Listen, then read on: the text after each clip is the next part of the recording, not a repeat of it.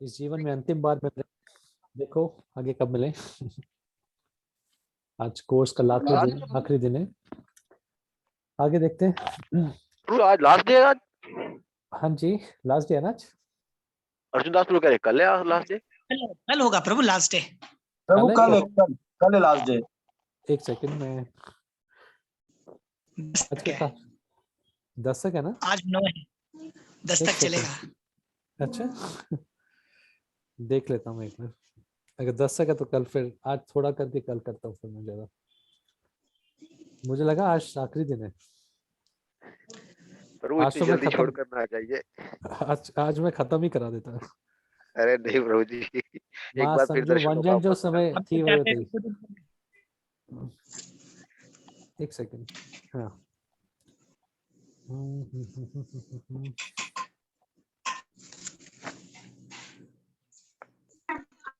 Okay, एक दिन और है। ओके ठीक है। अभी प्रभु एक दिन और बर्दाश्त करना पड़ेगा हमें आपको। नहीं हमें बर्दाश्त कीजिए एक दिन और, कोई मसला नहीं, पाकिस्तानी है थोड़े से। समझो वंजन जो समझ थी वही थी। चलो। नाना शास्त्र विचारने का निपुणो सद्धर्म संस्थापको लोकानां हितकारिणो त्रिभुवने मान्यो शरण्याकरो राधा कृष्ण पदारविंद भजना नंदेन मत्तालिको वंदे रूप सनातनो रघुयुगो श्री जीव गोपालको वंदे रूप सनातनो रघुयुगो श्री जीव गोपालको नमो विष्णुपादाय कृष्णा पृष्ठाय भूतले श्रीमते भक्तिवेदांत स्वामी निति नामिने नमस्ते सरस्वते देवे गौरवाणी प्रचारिणे निर्विशेषा शून्यवादी पाश्चात्य देश तारिणे जय श्री कृष्ण चैतन्य प्रभु नित्यानंद श्री अद्वैत गदाधर शिवासादि गौर भक्तवृंद। हरे कृष्णा कृष्णा कृष्णा हरे हरे, हरे राम राम राम हरे हरे।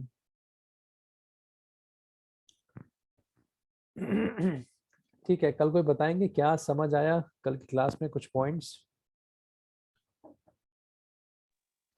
हाँ प्रभु हरे कृष्णा, कल हमने पढ़ा था कि भगवान कृष्ण का नाम बहुत पवित्र मीठा है, लीलाएं गुण रूप कार्य भगवान के इतने मीठे हैं जैसे मिश्री की तरह, और लेकिन जिसको पीलिए की बीमारी है, जो मतलब माया में संपूर्ण फंसा हुआ है, उसको ही नाम मतलब फीका लगता है, ऐसा मतलब या ठीक है। और कुछ मीठापन कैसे वापस आएगा? अपन हरि नाम से रेगुलर भगवान का नाम जपने से, पवित्र नाम जपने से जो है वो दोबारा से वो पीलिए की बीमारी को, रोग को खत्म कर देता है, तो आस्ता से मीठा हो जाता है भगवान। Good good. और कुछ? सब एक एक पॉइंट बताइए जो जो थे क्लास में। छोटा छोटा एक एक पॉइंट बोलना है, ज्यादा ब्रीफ नहीं बोलना, तो पूरी क्लास हो जाएगी। एक एक पॉइंट बस। 24 और 8वां श्लोक पढ़ा था, 24 घंटे भगवान का सिमरन। 8वें और श्लोक। कोई कुछ थोड़ा सा डिटेल में, मतलब इतना भी शॉर्ट नहीं। और कोई? हर वक्त अपने आप को भगवान की सेवा में मशगूल रखें। श्लोक 8 में ये भी कहा गया है, उसके सरगर्मियों में सारा ध्यान उधर होना चाहिए। थोड़ा सा दोबारा बोलेंगे, पॉइंट थोड़ी आपकी आवाज कट रही थी।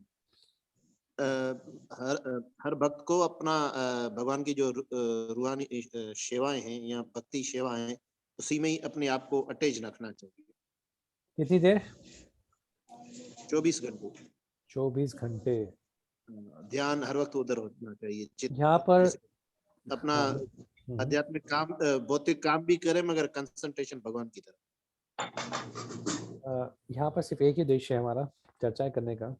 देखिए कैसे भी श्लोक मन के संयम से लेके आपको कहाँ तक लेके जा रहा है। 24 घंटे से मन में कृष्ण के बारे में सोचिए। कहते हैं ना वाचो वेगस मनस क्रोध वेगम, मनस वेगम, मन को कंट्रोल करना। यहाँ से शुरुआत होती है और मन में हमेशा कृष्ण को भरे, तो भगवान का प्रेमी बनना है, कृष्ण का प्रेमी बनना है। यस दर्शना माता दी। हरे कृष्ण प्रभु जी, दंडवत प्रणाम। मुझे ना दो चीजें बहुत अच्छी लगी जो आपने कल बताई। एक था कि इग्नोरेंस आखिरकार है क्या। इग्नोरेंस वो है जिसमें हम कृष्ण को भूल जाएं और कृष्ण के साथ हमारा कौन सा संबंध है, वो है इग्नोरेंस। और उसे दूर कैसे किया जा सकता है? कृष्ण की शरण लेके, मतलब है ना, कृष्ण कॉन्शियस मूवमेंट को लेके हम इग्नोरेंस को दूर कर सकते हैं। और हमें ये डेली प्रैक्टिस करना होगा, क्योंकि अगर हम इसे डेली प्रैक्टिस नहीं करेंगे ना तो हम भूल जाएंगे। जैसे आपने बताया कि फ्रेंच लैंग्वेज, अगर हम कोई लैंग्वेज सीखते हैं और हम थोड़े दिन प्रैक्टिस ना करें तो हम भूलना शुरू हो जाएंगे। इसी तरीके से हमें डेली कृष्ण कॉन्शियसनेस को प्रैक्टिस करना चाहिए। और दूसरा जो आपने बताया था ना कि ना, अगर आप अगर सुबह सवेरे अपनी साधना कर लेते हैं तो है ना, टाइम आपके नियंत्रण में आ जाता है और मतलब आपकी मीटिंग में झगड़े भी नहीं होते। दो चीजें मुझे बहुत अच्छी लगी। हाँ, मैंने दो अलग अलग पॉइंट बताए थे। आप समय को अपने हाथ में रख लेंगे यस। अगर और आप ध्यानपूर्वक 16 माला का जप सुबह के समय करते हैं। जी, दूसरा, कोई भी हम मीटिंग में जाते हैं, ये जरूरी है जितने भी लोग किसी मैनेजमेंट मीटिंग में बैठे हैं वो 16 माला का जप करके बैठे। तो मीटिंग में जब हमारे डिसीजन हरिनाम की शक्ति के आधार पर होंगे जी तो हमारी संस्था आगे बढ़ेगी। ठीक है। प्रभु जी मेरा एक हाँ क्वेश्चन भी है।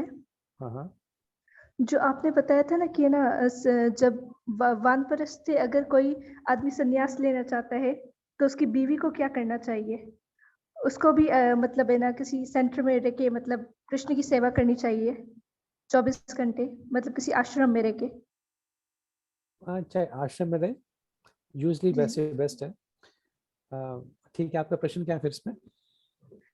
तो ये जरूरी है कि गृहस्थ लाइफ जी के फिर ही करें, शादी से पहले नहीं कर सकती एक लड़की डायरेक्ट?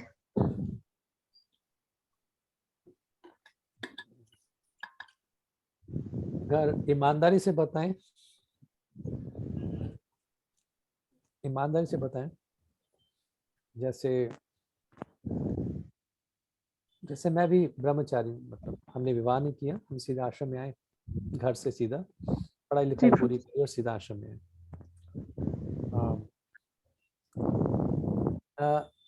ये सबसे ही प्रश्न है, आपसे नहीं, सबसे ही प्रश्न है ये, घर छोड़ना या घर में रहना क्यों है? सबसे प्रश्न, प्रभु जी रिपीट करें थोड़ा। घर छोड़ना या घर में रहना क्यों है? चाहे घर से निकलना क्यों है या घर में रहना भी क्यों है? अगर घर में भक्ति भावना नहीं है तो फिर निकलने का मन करता है प्रभु जी। अगर भक्ति भावना हो तो फिर रहने में भी फायदा है। ठीक है, लेकिन उद्देश्य क्या है? मतलब कोई चाहे घर में रहता है, आप जैसे कई सारे पास भक्त गृहस्थ हैं, कृष्ण प्राप्ति, कृष्ण प्रेम की प्राप्ति किसको करनी है कृष्ण प्रेम की प्राप्ति? सभी जीवों को करनी चाहिए प्रभु। नहीं, मुझे करनी है। मुझे ठीक है, करनी है, ठीक है। सभी जीवों को नहीं यहाँ करनी। पर मेरी खुद की भी बात हो रही है। अपने खुद अपने जी स्वयं को, खुद को, ठीक। मुझे कृष्ण की प्राप्ति करनी है इस जीवन में, यानी ये मेरा व्यक्तिगत उद्देश्य है, मेरी पर्सनल एम्बिशन है कि मुझे इस जीवन में कृष्ण चाहिए। ठीक है। ओके। किसी को लगता है घर में रह के कर सकता है, कोई दिक्कत नहीं, आपको घर में रह के प्राप्त हो रहे हैं, कोई दिक्कत नहीं। लेकिन कुछ चीजें ऐसी होती हैं, ऑब्वियसली घर गृहस्थी में आ गए तो एकदम से निकल नहीं सकते। यानी कृष्ण प्राप्ति के लिए मेरा अपना प्रोग्राम भी होना चाहिए, अपनी योजनाएं भी होनी चाहिए, मेरी प्लानिंग होनी चाहिए, कैसे मैं कृष्ण को इस जीवन में प्राप्त करूंगा, मेरी क्या प्लानिंग है अपने लिए, ताकि मैं इस जीवन में कृष्ण को प्राप्त कर सकूं। और अगर रूप गोस्वामी का 8वां श्लोक उठाएं क्या बता रहे हैं, 24 घंटे कृष्ण के बारे में सोचो। अगर यहाँ तक जाना है हमें तो ठीक है, अभी हम शायद मन के संघर्ष में ही उलझे पड़े हैं, यहीं से नहीं छूट पाते। जाना कहाँ तक है, 24 घंटे कृष्ण में मग्न होना है। सह सेवाओं में, प्रचार में, नाम जप में, सब चीजें आ जाती है ना। सेवा भी भगवान के ऊपर ध्यान लगाने का एक तरीका है। सेवा के माध्यम से भी भगवान पे, कृष्ण पे ध्यान लगता है। प्रभुपाद जी बताते हैं दूसरे चैप्टर में गीता के आखिरी श्लोक है, आखिरी लाइनों में से कुछ है, जो भक्त कृष्ण की सेवा कर रहा है वो कृष्ण के धाम में ही रह रहा है। अच्छा, अब कृष्ण प्राप्ति मेरा उद्देश्य है, तो मेरा भी एक प्रोग्राम होना चाहिए कैसे मैं कृष्ण को इस जीवन में प्राप्त करूंगा, है ना। ऑब्वियसली जब आप अपने जीवन में बढ़ते हैं, किसी को लगता है कि देखिए आश्रम, कोई भी आश्रम जो होता है ना, चाहे ब्रह्मचारी आश्रम होता है चाहे गृहस्थ आश्रम होता है, आश्रम का मतलब क्या होता है, चाहे वानप्रस्थ आश्रम, चाहे संन्यास आश्रम, 4 आश्रम होते हैं। आश्रम का मतलब क्या है, कृष्ण की शरण लेना, आश्रय ग्रहण करना। तभी तो ये फर्क होता है गृह मेधी और गृहस्थ आश्रम में। क्या फर्क होता है, गृह मेधी गृहस्थ तो है लेकिन कृष्ण की शरण नहीं ले हुई, वो सिर्फ इंद्रिय तृप्ति करता है, जो भौतिकवादी लोग होते हैं। गृहस्थ आश्रम क्या होता है, गृहस्थ आश्रम मतलब, आश्रम का मतलब जहां भी आ गया भगवान का आश्रय लेना, कृष्ण का आश्रय लेना। भक्तिनोद ठाकुर क्या कहते हैं कि जब मैं अपने घर में आता हूँ, मुझे लगता है क्या,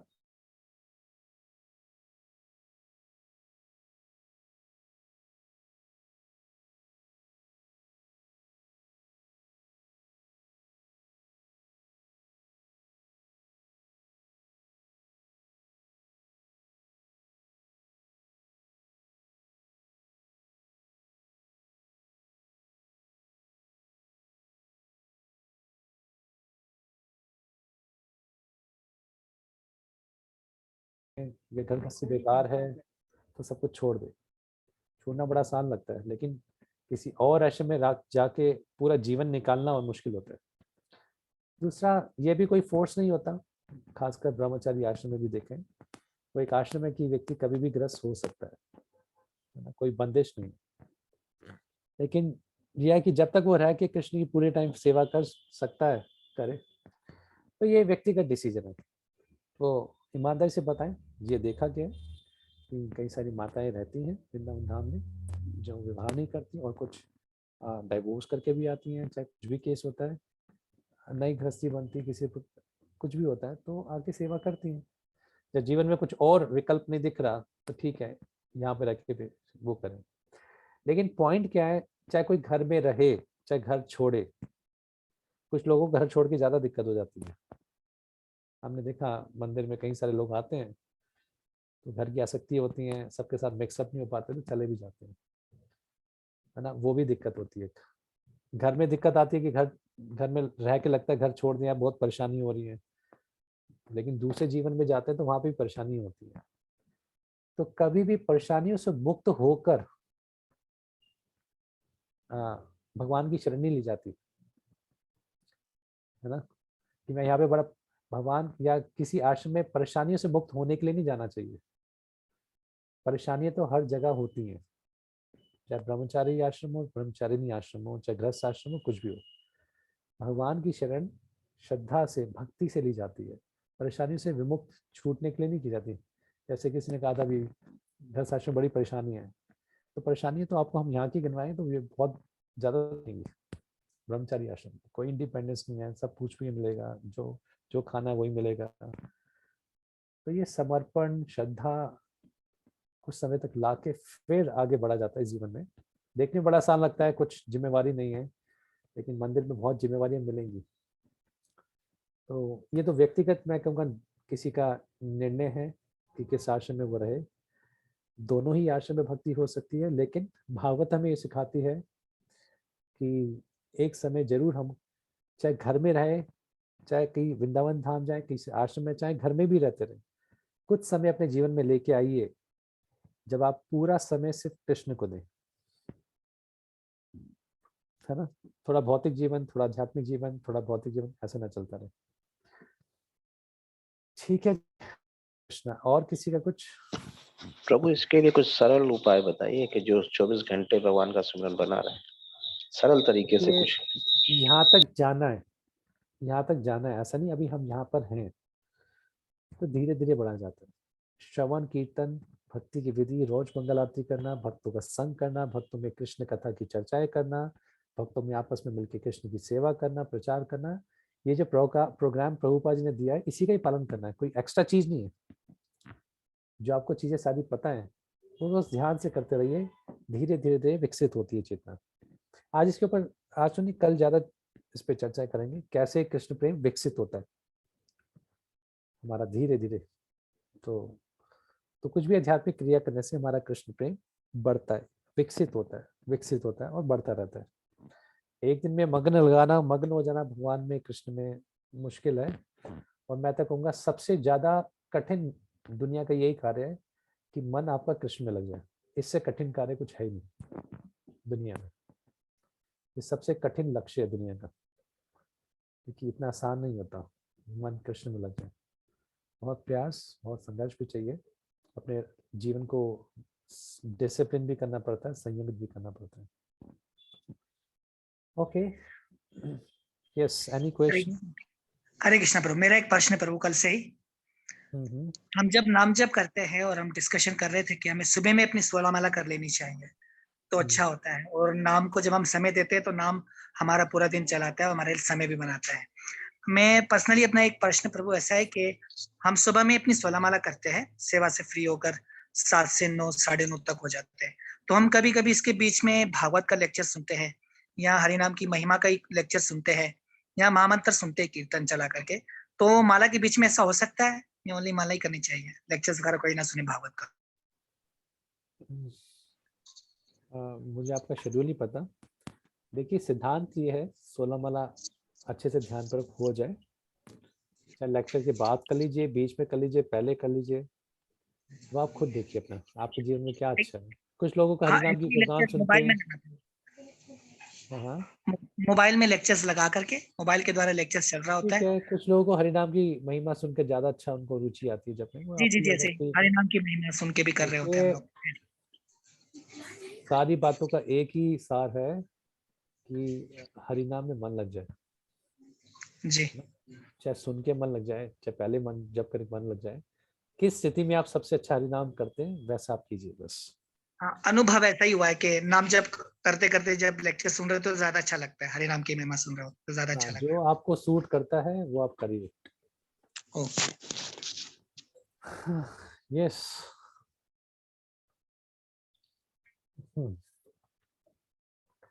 आगे बढ़े। आपके श्लोक लेते हैं, श्लोक नंबर 9। ओके, स्क्रीन देखिए सभी डिवोटीज को। यस प्रभु जी। गुड। ये श्लोक नंबर 11 है, 9 निकाल लेते हैं। ये श्लोक मुझे याद नहीं है बट बोलने का प्रयास करते हैं।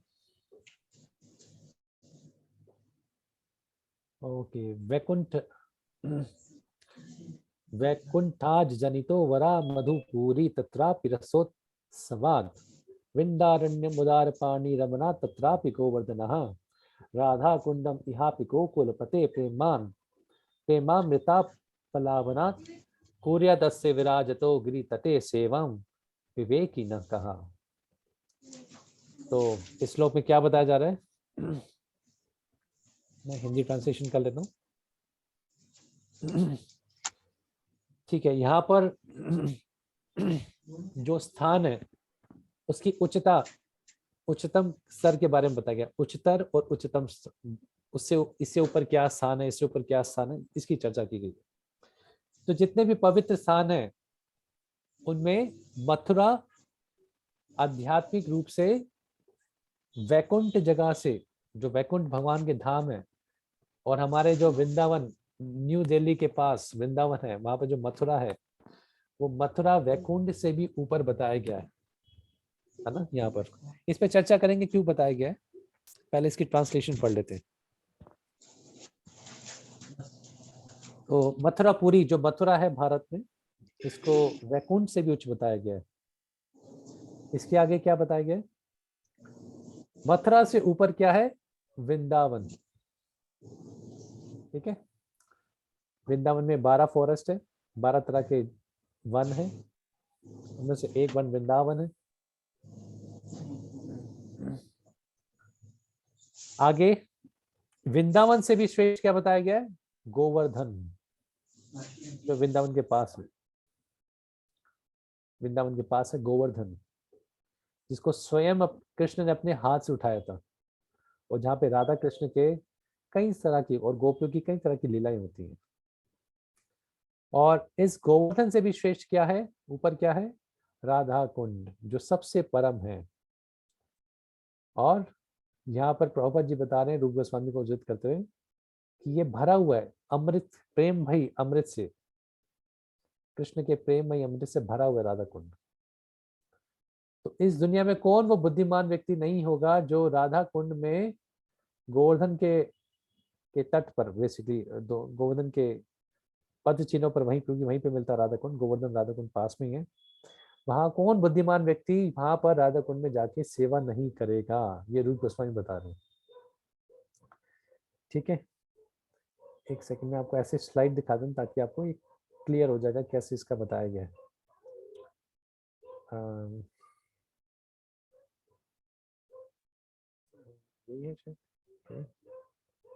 ओके, दिख रही है आपको स्लाइड? यस प्रभु। Yes Prabhu.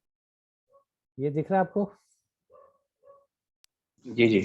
Hierarchy of spiritual world. ठीक है, तो सबसे पहले तो देखिए भौतिक जगत से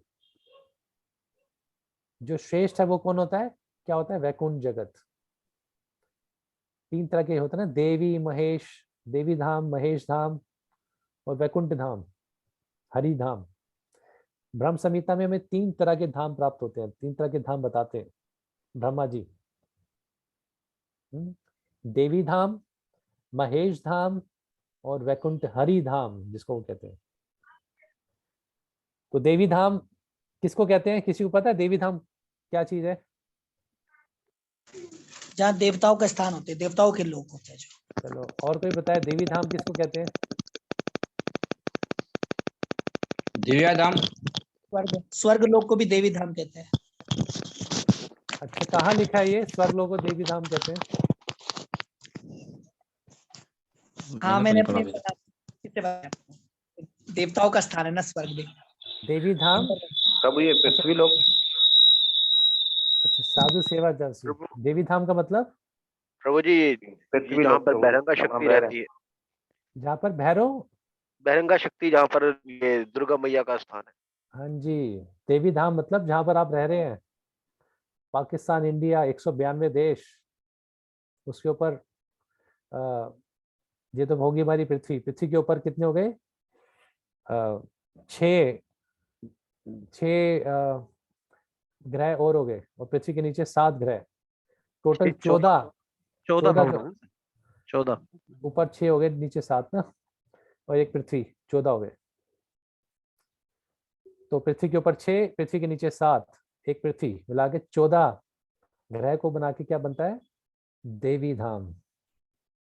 देवी धाम क्यों कहते हैं इसको? क्योंकि भगवान की जो भौतिक प्रकृति है, दुर्गा देवी, इसकी अध्यक्ष है। इस जगत को दुर्ग भी बोला जाता है। एक तो क्या, जो आध्यात्मिक नाम है, जो कहते हैं शास्त्रिक नाम है, जो शास्त्र में नाम दिया जिस जगत में आप रहते हैं, उसको कहते हैं देवी धाम। हम रहते हैं देवी धाम में। और इसका एक और नाम है दुर्ग। दुर्ग का मतलब क्या होता है? आपने किला प्रभु जी। किला। दुर्ग मतलब किला, ऐसा किला जिसको पार करना बड़ा मुश्किल है। तो ये जो धाम है देवी धाम, इसको दुर्ग भी बोला जाता है, क्योंकि यहाँ से निकल पाना बहुत ही मुश्किल है। इस देवी धाम के पार करके आती है विरजा नदी, है ना, तो उसको पार करके फिर आगे आध्यात्मिक जगत शुरू होता है। तो देवी धाम। दूसरा होता है महेश धाम, जो भगवान शिव का धाम है ना। जो भगवान शिव का धाम है उसको महेश धाम बोलते हैं। ये देवी धाम और हरि धाम के बीच में आता है, ठीक है। भौतिक जगत और आध्यात्मिक जगत के बीच के धाम को क्या कहते हैं? महेश धाम। जो शिव लोक है वो अलग ही लोक है, वो इस देवी धाम के अंदर भी नहीं आता, तो देवी की अध्यक्षता है, वो तो पति है। दूसरा हरि धाम। हरि धाम हो गया वैकुंठ जगत, यानी इस भौतिक जगत में देवी धाम से श्रेष्ठ क्या है? हरि धाम, जिसको कहते हैं वैकुंठ जगत, जहाँ पे कई तरह के ग्रह हैं, जिसमें कई तरह के विष्णु लोक रहते हैं, हरि रहते हैं, जनार्दन रहते हैं, हयग्रीव रहते हैं, कई तरह के विष्णु ग्रह रहते हैं, है ना। तो ये हो गया वैकुंठ धाम। तो जितने भी भौतिक जगत में जितने भी ग्रह हैं, 14 ग्रह हैं जैसे, है ना, जो भी द्वीप हैं, उसमें सबसे श्रेष्ठ क्या है? जितने भी ग्रह में से सबसे श्रेष्ठ है वैकुंठ धाम। अब वैकुंठ धाम जो आध्यात्मिक जगत में है, हरि धाम जो है, उससे श्रेष्ठ क्या है? मथुरा मंडल, जो मथुरा है। क्यों श्रेष्ठ है? क्योंकि भगवान स्वयं यहाँ पे अवतरित होते हैं। और यहाँ पर क्या है? वैकुंठ धाम में क्या होता है? भगवान की बहुत अच्छा। मथुरा, लॉजिकली बताइए, मथुरा वैकुंठ से श्रेष्ठ क्यों है? क्यों बताया गया श्रेष्ठ? क्या कारण हो सकता है? श्लोक में इस तरह वर्णन किया गया है। क्या बताया गया? करो। हरे कृष्णा प्रभु जी। हाँ जी, अच्छा बोलो, रुको दास बोले आप। कृष्ण प्रभु जी। हाँ जी, हाँ जी। अच्छा, वैकुंठ अर्जुन में जी और भगवान, रुक्मणी पति प्रभु साथ में बैठते हैं ना? जी जी प्रभु जी, सब ओके। साथ ही। तो प्रभु, जो वैकुंठ धाम है वहां पर भगवान का प्राकट्य नहीं होता है, यहाँ पर मथुरा में भगवान प्राकट होते हैं, उनका प्राकट्य होता है। ठीक है, और क्या है? और क्या करना भक्तों के साथ लीलाएं करते हैं। मथुरा धाम में अपनी लीलाएं की हैं सारी, वो ठीक है। रस मथुरा में क्या धाम फर्क है? में भगवान श्री कृष्ण प्रकट होते हैं, कृष्ण स्वयं मथुरा में आते हैं, इसलिए उसकी महानता ज्यादा है। ओके, देखिए आपने ठीक बताया। देखिए वैकुंठ धाम में क्या भाव होता है? ऐश्वर्य का भाव होता है ना। सब भगवान की या विष्णु की बहुत सम्मान के साथ पूजा आरती वगैरह करते हैं, बहुत सम्मान की भावना, है ना। मथुरा में जब कृष्ण प्रकट होते हैं तो यहाँ पर वात्सल्य भाव है। हालांकि ये वात्सल्य भाव भी ऐश्वर्य से मिक्स है, क्योंकि देवकी और वसुदेव यहाँ पर कृष्ण के साथ रहते हैं, लेकिन फिर भी वात्सल्य भाव बिल्कुल प्योर ऐश्वर्य भाव से ऊंचा है। ठीक है, आगे जो जितने भी ये स्तर बताए अलग अलग, ये चेतना के हिसाब से, भाव के हिसाब से। तो वैकुंठ में क्या क्या मिलता है? शांत रस मिलता है, दास्य रस मिलता है, और कुछ आधा साखे रस मिलता है। तो बिल्कुल भगवान के गले में हाथ डाल के कोई नहीं घूमता वहां पर, साखे भाव में रहते हैं। और गौर तो पार्शियल साखे भाव मिलता है वहां पर, और वो भी साखे भाव भी बड़ा सम्मान के साथ भगवान से, विष्णु के साथ होता है। ठीक है, आगे, अब आगे मथुरा, कृष्ण जन्म स्थल हो गया ना मथुरा, वो पूरा एरिया मथुरा का हो गया। यहाँ पर वसुदेव देवकी कृष्ण के साथ रहते हैं, तो यहाँ पे वात्सल्य भाव है, यानी भाव अगला वाला भाव आ गया। साखे भाव तक हो गया विष्णु के धाम में, हरि धाम में हो गया। अब वो वाला वात्सल्य भाव विष्णु लोक में नहीं मिलता कि भगवान को कोई गोद में खिला रहा है, लेकिन यहाँ पर वसुदेव देवकी कृष्ण को अपना पुत्र मानते हैं। ये वात्सल्य भाव आपको हरि धाम में नहीं मिलता उस प्रकार से। कुछ ऐश्वर्य जरूर है यहाँ पर, लेकिन वात्सल्यता भी है। आगे, अब क्या होता है? जो वृंदावन धाम है, जब चैतन्य महाप्रभु से पूछा रामानंद राय, नहीं सॉरी, महाप्रभु ने पूछा रामानंद राय से कि एक भक्त को कहाँ रहना चाहिए, तो उन्होंने उत्तर क्या दिया? एक भक्त को रहना चाहिए वृंदावन में, जहाँ पर राधा कृष्ण की मधुरी लीला होती है, माधुर्य की लीलाएं होती हैं। तो वृंदावन धाम क्यों श्रेष्ठ है मथुरा से?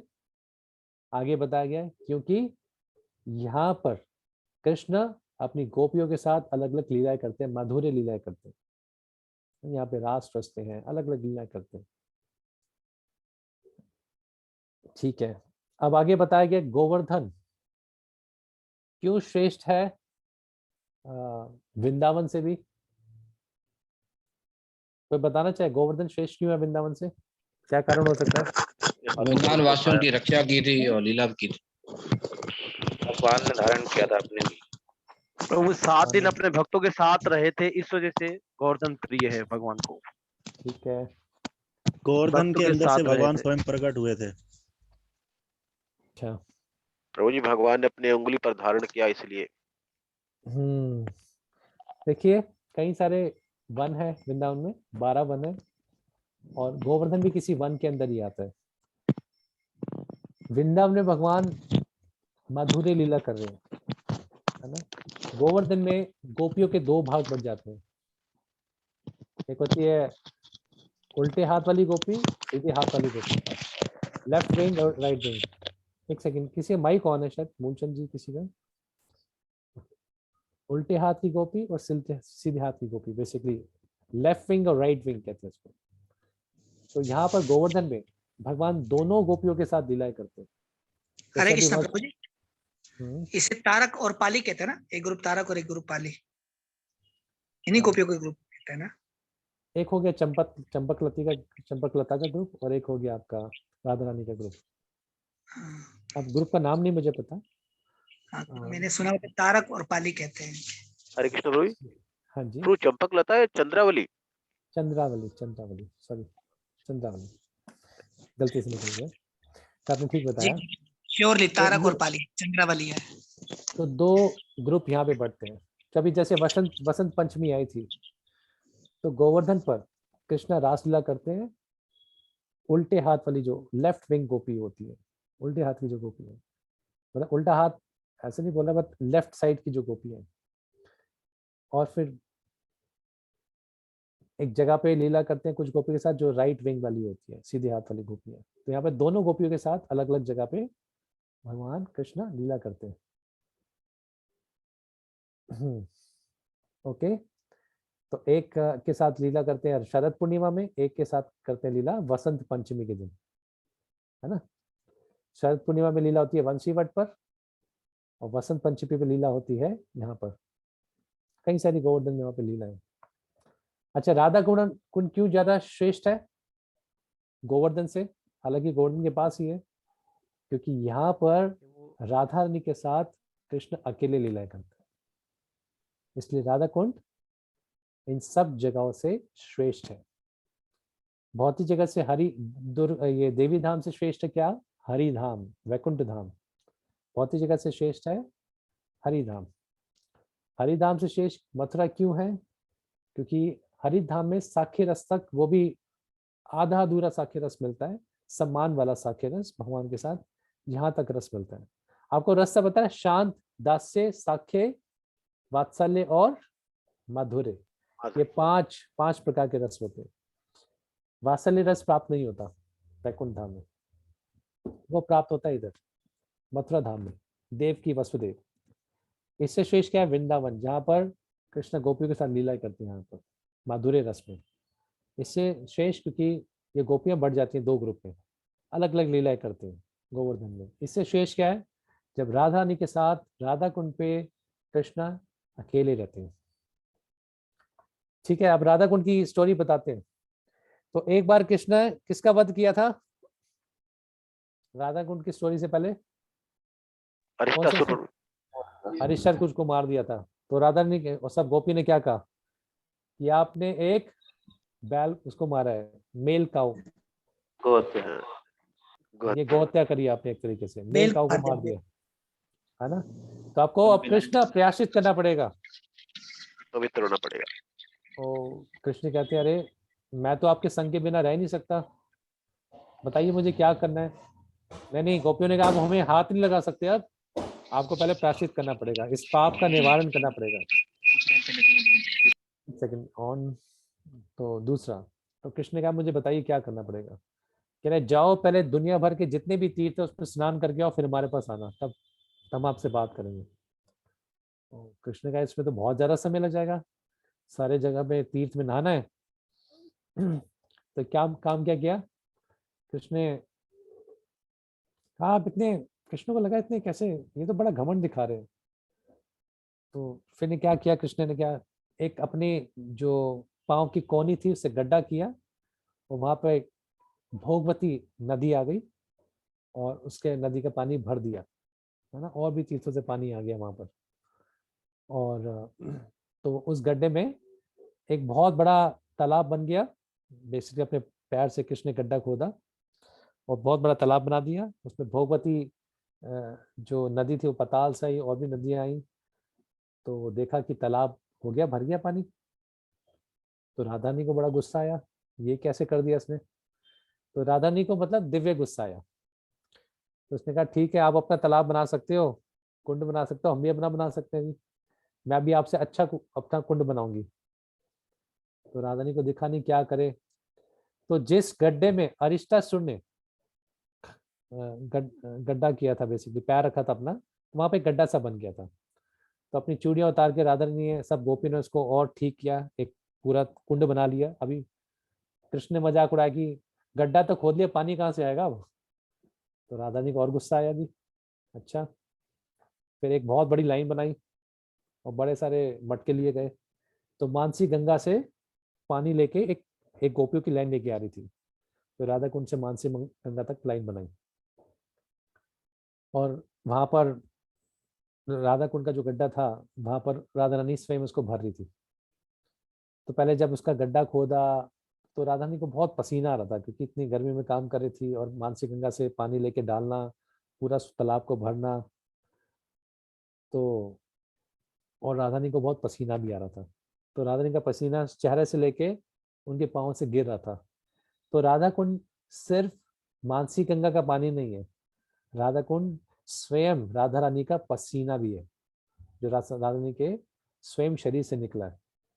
इसलिए जो राधा कुंड है उसको राधा रानी से अभिन्न माना जाता है, कि स्वयं राधा रानी का पसीना है। फिर जब कृष्ण ने देखा कि राधा रानी इतना प्रयास कर रही है, तो क्या कहा कि अपने एक व्यक्ति निकला कृष्ण कुंड से और उसको कहा कि आप राधा रानी के पास जाइए, उनकी मदद कीजिए। उसका नाम था तीर्थराज।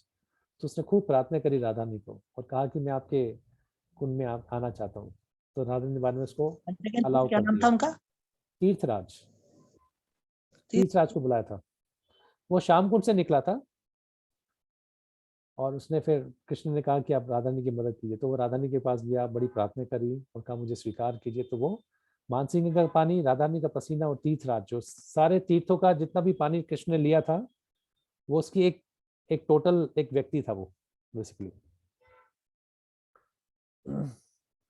फिर जब कुंड बन गया तो फिर कृष्ण राधा रानी को बोलते हैं कि आपस में बातचीत होने लगी, दोनों आपस में प्रसन्न हुए। और कृष्ण ने कहा कि मैं रोज आपके कुंड में आया करूंगा और मेरा जो कुंड है वो उससे भी ज्यादा जो फेमस होगा, जो विख्यात होगा, वो आपका कुंड होगा। और जो राधा कुंड में जो रोज स्नान करेगा वो मेरा बहुत ही दिव्य होगा, मतलब मेरा प्रिय बन जाएगा। तो फिर कृष्ण ने भी नहाया वहां पर और ये इसकी स्टोरी आती है राधा कुंड की, जो हमें कृष्णा बुक में मिलती है और कुछ आचार्य की कमेंट्री से मिलती है। अब पढ़ते हैं। ओके ओके, अब थोड़ा प्रभुपाद जी के तात्पर्य से पढ़ते हैं, या फिर इसके बाद ब्रेक ले लें पहले, क्या कहते हैं? 10 मिनट का ब्रेक लेते हैं, फिर इसके बाद प्रभुपाद जी के हरे तात्पर्य कृष्णा से। प्रभु। हाँ जी, हरे कृष्णा। हाँ सही है प्रभु, 10 मिनट का ब्रेक ले ले। हरे कृष्णा प्रभु जी। हाँ जी, कुछ कहना चाह रहे हैं? प्रभु मेरा ये राधा कुंड को एक और बार थोड़ा डिफाइन कर देंगे प्रभु प्लीज? मैं एक बार ब्रेक लीजिए, मैं दोबारा बताता हूँ उसको, ठीक है?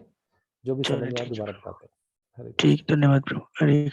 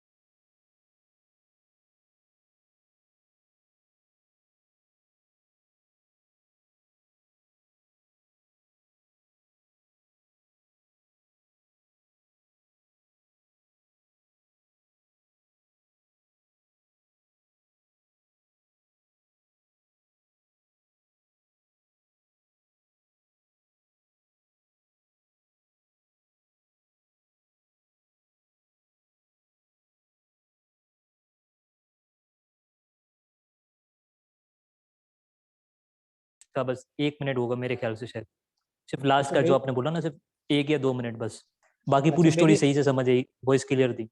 अच्छा, मेरी आवाज नहीं आ रही थी उस समय? जी सिर्फ लास्ट के 1 या 2 मिनट बस प्रभु जी। ओके ओके ओके, कहाँ से कहाँ तक समझ आ गया था आपको? जो प्रभु आपने स्टोरी बताई कि राधा रानी ने जो ये कुंड बनाया था, और वो जो पानी जो खुद राधा रानी का पसीना है, इस तरह, तो यहाँ तक तो क्लियर हो गया था प्रभु, आगे थोड़ा हो गया था। ठीक है, मैं बताता हूँ आगे। तो वो जो राधा रानी का पसीना है, मानसी गंगा का पानी है, और कृष्ण का जो कुंड था, वहां से एक तीर्थराज आए थे। कृष्ण ने कहा कि आप राधा रानी की मदद कीजिए। वो तीर्थराज कौन थे? वो सारे पवित्र नदियों का पानी थे, दुनिया भर के। तो वो भी राधा कुंड में प्रवेश किए। कृष्ण ने उसमें स्नान किया। कृष्ण ने कहा कि आपका कुंड श्याम कुंड से भी ज्यादा विख्यात रहेगा, माना जाएगा। और जो यहाँ पर आता है, भक्ति सेवा प्रार्थना करता है या भक्ति करता है, स्नान करता है, वो राधा कुंड वो ये जो करता है वो मेरा बहुत प्रिय बनेगा, कृष्ण ने कहा। और कृष्ण ने उस कुंड में स्नान भी किया। तो राधा कुंड जो है, राधा रानी का पसीना है, और राधा कुंड राधा रानी का लिक्विड गलित रूप भी बताया जाता है, लिक्विड फॉर्म राधा रानी का है उसमें, और राधा रानी में कोई फर्क नहीं है। राधा कुंड पर कृष्ण अकेले राधा रानी के साथ वहाँ पर लीलाएं करते हैं। तो इसलिए बहुत ये विख्यात है, और आध्यात्मिक जगत की सबसे सर्वश्रेष्ठ चेतना के स्तर पे जगह है। यहाँ पे राधा रानी के साथ कृष्ण अकेले होते हैं। गोवर्धन में फिर भी 2 गोपियों के वो हैं, और 2 लीडर हैं, उनके साथ लीला करते हैं। वृंदावन में गोपियों के साथ लीला करते हैं, वो भी एक जनरल बात होगी। माधुर्य रस है वहां पर, तो रस और बढ़ रहा है ना। तो राधा कुंड, आप में से कितने लोग राधा कुंड गए हैं? हरि बोल प्रभु जी। रुक्मणीपति दास प्रभु जी गए हैं? अर्जुन दास प्रभु जी भी। तेजस्वान दास प्रभु। रोहिणी नंदन प्रभु जी, मैं भी गया हूँ, मैं भी प्रभु। सेवा भी किया है, ओके। कुछ दिन भी है वहां पर, स्नान भी किया है। आपका पूरा स्वागत है। जब भी आप कभी आए हमें बताएं, हम आपकी कुछ सेवा का भी प्रयास करेंगे वहां पर। हरि बोल हरि बोल हरि बोल हरि बोल प्रभु जी। आप तो रहते ही कुंड के पास है प्रभु जी, आप हमारे लिए तो दिल्ली। आप आशीर्वाद दीजिए प्रभु, हम दोबारा दर्शन कर पाए आपका भी और राधा कुंड का भी। आप आशीर्वाद दीजिए। हाँ जी, बिल्कुल बिल्कुल। हम 2 मरतबा गए हैं प्रभु, तीसरी दफा आप आशीर्वाद दें के आए जल्दी। हाँ जी, तो हम प्रभु आगे हरे बढ़े। कृष्णा। हाँ जी, हाँ जी। देखिए प्रभु, स्नान कर सकते हैं राधा कुंड में? अभी आएगा वो प्रश्न, अभी आएगा। 11वें श्लोक में चर्चा करेंगे राधा कुंड में नहाना। ठीक है, ये हो गया एक बात। आगे बढ़ते हैं। अब जो 10वां श्लोक है,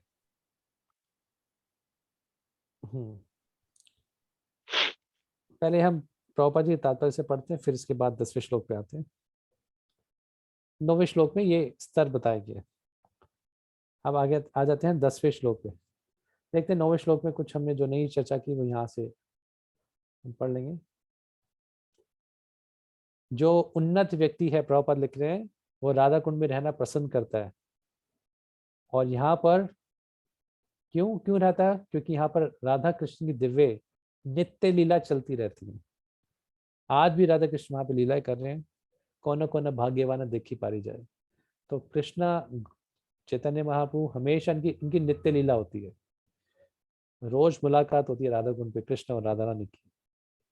तो कोई भाग्यवान व्यक्ति है, जब आप जाएं तो शायद कोई देख सके। आपको स्क्रीन दिख रही है?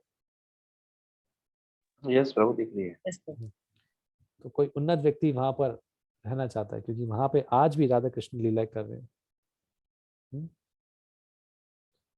और यहाँ पे प्रभुपाद बता रहे राधा कुंड जो है, यहाँ पर कृष्ण प्रेम बह रहा है ना। तो जाइए राधा कुंड में जाके आचमन कीजिए। वहां पे कृष्ण प्रेम की बाढ़ आई हुई है। वहां पर कृष्ण प्रेम भरा हुआ है राधा कुंड पे। और गोवर्धन में बता रहे हैं वहां पे कई तरह की कृष्ण वहां पे मीटिंग रखते हैं, अपने ग्वाल बालों से भी, गोपियों से भी। लेकिन राधा कुंड में कृष्ण प्रेम बाढ़ के रूप में बह रहा है वहां पर। ठीक है। कर्म भी या परितो हरे प्रियतया व्यक्तिम यजुर ज्ञानिनास तेभ्यो ज्ञान विमुक्त भक्ति परमा प्रेमे कनिष्ठ ततः तेभेता पशुपाल पंकज दृशा तभ्यो अपि सा राधिका प्रेष्ठा तद्वत इह तदिया सरसी ताम नाश्रेयत कहा कृति। अगला श्लोक हमें लगता नहीं शायद अगली क्लास की जरूरत पड़ेगी, अगली क्लास हम क्वेश्चन आंसर कर लेंगे, देखते हैं हम कितना कर पाते हैं आज, क्योंकि ज्यादा डिस्कशन का है नहीं ये टॉपिक्स। अब पहले बताया गया था कि चेतना के हिसाब से कौन सा स्थान सर्वश्रेष्ठ है। इस श्लोक में बताया है कि कौन सा साधक सर्वश्रेष्ठ है ना, कौन व्यक्ति सर्वश्रेष्ठ है, जितने भी दुनिया में लोग हैं। तो सबसे पहले बात की गई है, मैं लिस्ट निकाल लेता हूं, जब स्क्रीन दिखे तो बताना। दिख रहा है आपको? यस प्रभु जी, दिख रहा है। यस प्रभु जी। हाँ जी, आप जो चर्चा कर रहे हैं कि भगवान के जितने मानव हैं और मानव में जो भगवान के नित्य सेवक हैं, कृष्ण के जो नित्य सिद्ध सेवक हैं, उनमें सबसे सर्वश्रेष्ठ कौन है? सबसे नीचे वो लोग आते हैं जिनको कहते हैं विकर्मी। ये लोग वेदों को नहीं मानते, ये अपने मनमाने ढंग से काम करते हैं और सारे नियमों वेदों के नियम तोड़ते हैं, 4 नियम तोड़ते हैं, इसको कहते हैं विकर्मी। ये सबसे नीचे पशु की तरह जीवन जिनका होता है, आहार निद्रा भय मिथुन करना। तो ये हो गए 4 तरीके के लोग, 4 नियम तोड़ते हैं बेसिकली। इसके ऊपर आते हैं कर्मी लोग, जो वेदों को तो मानते हैं लेकिन क्या है, बड़ी सारी इच्छाएं संसार को भोग करने की, है ना। श्रद्धालु होते हैं लेकिन भोग की इच्छाएं बहुत हैं, संसार में भौतिक आसक्तियां बहुत है। तो विकर्मी, फिर आते कर्मी, फिर आते ज्ञानी, जिसको ये समझ आता है कि अरे संसार में बहुत सारी आसक्ति रखेंगे तो फिर ये बंधन का कारण है, हमें तो मोक्ष चाहिए। तो ये बनता है फिर विज्ञानी, जो व्यक्ति विरक्त होता है। फिर ये ज्ञानी में से जब ज्ञानी को भक्ति प्राप्त होती है तो वो बनता है कनिष्ठ अधिकारी। प्रभुपाद जी इस 10वें श्लोक के तात्पर्य में बताएंगे, कम से कम जो कनिष्ठ अधिकारी भी है वो ज्ञानी कर्मी सबसे तो ऊपर ही है। दुनिया में जितने भी ज्ञानी लोग मिलते हैं, जितने भी कर्मी लोग मिलते हैं, उनसे ऊपर ही है। कनिष्ठ अधिकारी कौन होता है, कौन बताएगा? जो सिर्फ भगवान की मूर्ति पूजा में जो है मतलब विश्वास रखता है और बाकी बाहर नहीं देखता भगवान को हर जगह पे। दीक्षा याफ्ता होता है, उसकी विग्रह सेवा में रुचि होती है। चलिए 3 तरह के कनिष्ठ अधिकारी कौन बताएगा, किसको याद है? चलिए आपके फेस देखे हैं, सब वीडियो खोलिए अपने बिना देखे। 3 तरह के कनिष्ठ अधिकारी कौन होते हैं, देखिए कितना याद आपको। आपने प्रभु जो बताया 3 तरह के जो भक्त है, हरे कृष्ण प्रभु जी। वो प्राकृत सहिज्ञा, ये तो अलग हो गया। प्रकृत्या भक्त और वो तो कनिष्ठ अधिकारी है ही नहीं। प्राकृत सहिज्ञा तो छोड़ दीजिए, वो तो चैंटिंग भी करता है और कुछ नशा भी करता है। हाँ। प्राकृत, चलो प्राकृत सहिज्ञा भी ले लेते हैं, ठीक है ठीक है, एक तरीके से उसको अलग। और दूसरा कौन सा है इसके ऊपर, कौन आता है? प्राकृत भक्ता, इसके ऊपर हरिनाम भक्ता। हरिनाम भक्ता। कौन मध्यम अधिकारी बनता है इनमें से आगे चलकर? हरिनाम भक्त से मध्यम अधिकारी की स्थिति शुरू हो जाती है। प्राकृत भक्त क्या सोचता है? प्राकृत भक्त सोचता है कि मैं श्रेष्ठ भक्त हूँ, मैं बहुत अच्छा भक्त हूँ, ये सोचता है। मैं जो नियम सोचता है कि हाँ मैं सबसे श्रेष्ठ भक्त हूँ, ठीक है, श्रेष्ठ और ठीक है। और क्या सोचता है वो प्राकृत भक्त? यानी कैसे उठना है पता चले ना मैं कनिष्ठ अधिकारी से ऊपर। प्राकृत भक्त और क्या सोचता है? 16 माला करता है, दीक्षा लेता है, गुरु की सेवा करता है और कृष्ण की सेवा करता है, और सबसे सोचता है कि मैं सबसे श्रेष्ठ भक्त हूँ। हरिनाम भक्ता गुरु कृष्ण और वैष्णवों की सेवा करता है। जब उसको वैष्णव की महिमा पता लगनी शुरू हो जाती है तब से वो, और वैष्णव से मित्रता पूर्वक संबंध बनाना शुरू करता है तो वो मध्यम अधिकारी बनना शुरू हो जाता है। ठीक है, आगे बढ़ते हैं।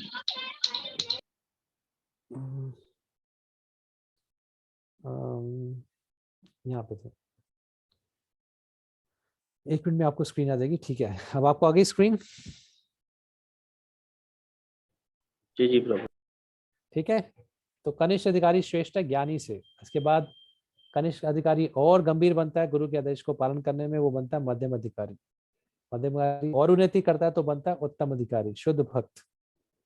ठीक है, जब ये सिद्ध हो जाता है तो फिर वो, जैसे ये शुद्ध उत्तम अधिकारी शुद्ध भक्त है, जब वो 100% शुद्ध बन जाता है तो फिर क्या चला जाता है, कहाँ जाता है वो कृष्ण के धाम में चला जाता है। लेकिन यहाँ पे बताया गया इससे श्रेष्ठ कौन होते हैं? जो शुद्ध भक्त से, जो भगवान के धाम में ऑलरेडी रह रहे हैं वैकुंठ जगत में, उससे श्रेष्ठ कौन है? जो भगवान की वात्सल्य भाव में सेवा कर रहे हैं, वो वाले नित्य सिद्ध भक्त जो धाम में रह के भी सेवा कर रहे हैं मथुरा में। ये आध्यात्मिक जगत की बात कर रहे हैं, आध्यात्मिक जगत मथुरा वाला। रागात्मिका भक्त उनको ही कहते हैं जो भगवान के नित्य भक्त होते हैं, नित्य पार्षद होते हैं, उनको रागात्मिका भक्त भी कहते हैं। ठीक है, रागात्मिका भक्त का मतलब है जिनके पास भगवान के प्रति राग है ना, और ये होते हैं भगवान के नित्य पार्षद। तो वैकुंठ के नित्य पार्षद यहाँ के जगत के शुद्ध भक्तों से ऊपर है, और इसके बाद मथुरा के जो नित्य पार्षद है वो उनसे ज्यादा भी ऊपर श्रेष्ठ है। इसके बाद वृंदावन के नित्य पार्षद, गोपियां, कावट जो भी है, ग्वाल वाले, ये जो नित्य पार्षद है वृंदावन के, इनसे श्रेष्ठ है। और गोवर्धन में जो नित्य पार्षद, जो 2 तरह के ग्रुप है गोपियों के, वो ज्यादा श्रेष्ठ है। सबसे श्रेष्ठ गोपी जो है वो भगवान, जो सबसे श्रेष्ठ भक्त भगवान का कौन है? वो राधा रानी। यहाँ पे ये बताएंगे 10वें श्लोक में।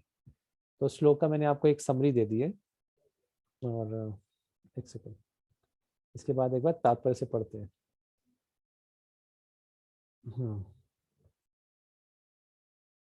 एक सेकंड।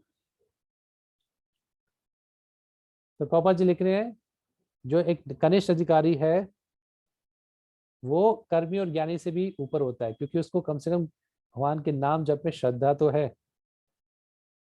कर्मी और ज्ञानी चाहे जितने बड़े भी क्यों ना हो, क्योंकि उनको विष्णु के नाम में श्रद्धा नहीं होती, तो अपने धर्म में वो जितने भी बड़े हो जाएं, क्योंकि उनको भक्ति भाव, भक्ति सेवा में प्रशिक्षण नहीं प्राप्त हुआ, इसलिए वो आध्यात्मिक स्थिति पे नहीं आ पाते। ये किसके बारे में बात करें? कर्मी और ज्ञानी के बारे में।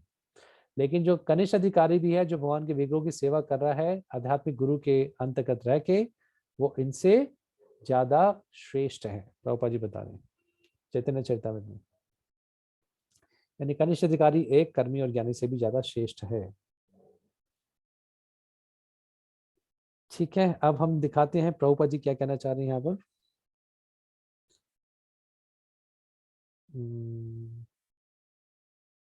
ठीक है, थोड़ा प्रभुपाद जी के तात्पर्य पढ़ते हैं, इसके बाद फिर अगले श्लोक पे बढ़ेंगे।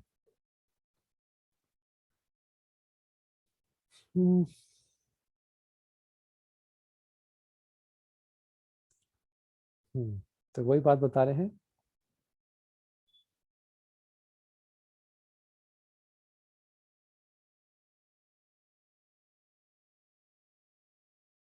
ठीक है, एक सेकेंड। तो कई हजार ज्ञानियों में से, लाखों में से कोई जो भगवान का, कृष्ण का जिसको ज्ञान प्राप्त होता है, तो वो जाके ज्ञानी आगे चल के भक्त बनता है। तो ये बता रहे प्रभु जी यहाँ पर। तो ज्ञानी श्रेष्ठ क्यों है कर्मी से? कर्मी कम से कम भोग विलास में लगा, ज्ञानी उस भोग विलास को छोड़ देता है। कर्म और ज्ञान में फर्क है। और जब ज्ञानी भक्ति को स्वीकार करता है तो वो आगे जाके एक साधारण ज्ञानी से बड़ा बन जाता है और आगे जाके भक्त बन जाता है। ये प्रभुपाद जी तात्पर्य में बता रहे हैं इसके। और ऐसे ज्ञानी जो बुद्धिमान बनता है, जिसको भक्ति का ज्ञान प्राप्त होता है, वो कृष्ण के शरणागत हो जाता है। और भगवान कृष्ण गीता में कहते हैं ऐसा महात्मा बहुत ही दुर्लभ होता है। ठीक है, तो भगवान की भक्ति के नियम पालन करके प्रभुपाद जी लास्ट में बता रहे हैं कोई कृष्ण का प्रेम प्राप्त कर सकता है और नारद, सनक, सनातन जैसे भक्तों का अनुसरण करता है। और तब भगवान कृष्ण उसको श्रेष्ठ मानते हैं। सबसे श्रेष्ठ वो है जिनको भगवान कृष्ण का प्रेम प्राप्त हो गया, यह है उत्तम अधिकारी भक्त, इसको श्रेष्ठ माना गया। चलिए लास्ट श्लोक पढ़ते हैं इसका, इसके बाद। और यहाँ पे बता रहे हैं गोपियां जो भगवान की सबसे श्रेष्ठ भक्त हैं, और सब गोपियों में राधा रानी सबसे श्रेष्ठ है। राधा रानी की जो सेवा है वो कोई भी उसको पार नहीं कर सकता, यहाँ तक कि कृष्णा भी राधा रानी को नहीं समझ पाते, इसलिए कृष्ण को आना पड़ता है किस रूप में? कृष्ण को किस रूप में आना पड़ता है? चैतन्य महाप्रभु के रूप में, इसलिए ताकि राधा रानी का भाव मैं समझ सकूं। कृष्णा भी राधा रानी को नहीं समझ पाते, वो उसका सेवा भाव इतना है। तो इसलिए इस प्रकार से प्रभुपाद कहते हैं, रूप गोस्वामी बताते हैं कि जो राधा रानी है वो सबसे उत्तम भक्त है कृष्ण की, और उनका जो कुंड है वो सबसे उत्तम स्थान है। और ये 2 श्लोकों में बता दिया, पिछले में स्थान बताया, इस श्लोक में राधा रानी जो भक्त है सबसे उत्तम है। इस श्लोक में बताया गया है सर्व गोपीशु सेविका विष्णु अत्यंत वल्लभा। राधा रानी कृष्ण की सबसे प्रिय भक्त हैं, उनका जो कुंड है वो भी कृष्ण को सबसे प्रिय है, और वो जितनी भी गोपी है उसमें से सबसे प्रिय गोपी कृष्ण की है। तो प्रभुपाद लिख रहे हैं जो भी कृष्ण भावनामृत आंदोलन में है उनको राधा कुंड की शरण ग्रहण करनी चाहिए, और वहां पर भक्ति करनी चाहिए, पूरे जीवन वहां पर रह के भक्ति करनी चाहिए। लिख रहे हैं प्रभुपाद जी, कोई इच्छुक हो तो जा सकता है, माना ही नहीं है। लास्ट श्लोक, कृष्णस्योच्चे प्रणय वसति प्रेयासि भी अपि राधा कुंडम चास्य मनुभिरभितास तादृक् एव व्याधियायि यत् प्रेष्ठे अभि अलम अस्तुलभम किम पुनर्भक्ति भाजाम तत्प्रेमेदम सकृत अपि सराह स्नातुर अविक्ष करोति। तो ये राधा कुंड के बारे में श्लोक लिखा है, इसको हम पूरा पढ़ेंगे यहाँ से, इसके बाद हम पीपीटी में जाएंगे। जितने भी वस्तुएं हैं प्रेम करने की, उसमें सबसे उत्तम जो है वस्तु वो क्या है? जितने भी आनंद के स्रोत हैं, यहाँ पे ऐसे बात करी गई है, उसमें राधा रानी सबसे ज्यादा श्रेष्ठ है, जो बिल्कुल कृष्ण प्रेम से भरी है, और हर मामले में उसका जो कुंड है वो भी सबसे ज्यादा प्रिय है। और इसको किसके द्वारा प्रिय है? बड़े बड़े साधु संतों के द्वारा भी। तो बिना संदेह के राधा कुंड बहुत ही मुश्किल से प्राप्त होता है देवताओं को, बड़े बड़े भक्तों को भी। तो साधारण भक्तों की कहाँ बात करें, मैं दोबारा बताऊंगा इसको तात्पर्य को। अगर कोई यहाँ पर इस कुंड में एक बार भी नहा लेता है तो उसका कृष्ण प्रेम जाग जाता है, ये लिख रहे हैं रूप गोस्वामी। दोबारा बताता हूँ, तो राधा रानी सबसे उत्तम है और सबसे प्रिय है क्योंकि वो कृष्ण प्रेम से भरी है, उनका कुंड भी सबसे उत्तम है। यहाँ तक कि बड़े बड़े जो भगवान के भक्त हैं उनको भी राधा कुंड प्राप्त नहीं होता, साधारण भक्तों की क्या बात करी जाए। और इस कुंड में जो एक बार नहा लेता है उसका कृष्ण प्रेम जागृत हो जाता है, यहाँ भी बात करिए।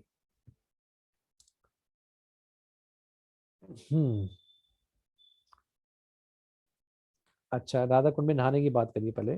तो थोड़ा सा किसी ने प्रश्न भी पूछा था, तो इससे पहले हम पीपीटी दिखा दें कुछ, इसके बाद फिर कुछ प्रश्न लेते हैं। ठीक है, दिख रहा होगा सबको, आगे बढ़ते हैं।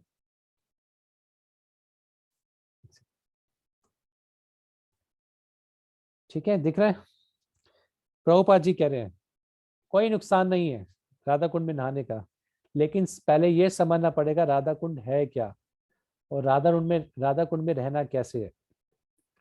प्रभुपाद जी आगे कहते हैं, रघुनाथ दास गोस्वामी ने हमें दिखाया कि राधा कुंड में हमें रहना कैसे है। संख्या पूर्वक नाम गान भी कला वसनी कृतो, कि रघुनाथ गोस्वामी रोज राधा कुंड की परिक्रमा करते थे और लेट कर परिक्रमा करते थे। ये होता है राधा कुंड वासी। आपने गिन के हरि नाम लेते थे, गिन के प्रणाम करते थे, इतनी सैकड़ों बार प्रणाम करना है, ये होता है राधा कुंड। इतना सारा उन्होंने हमें वैराग्य दिखाया रघुनाथ दास गोस्वामी ने।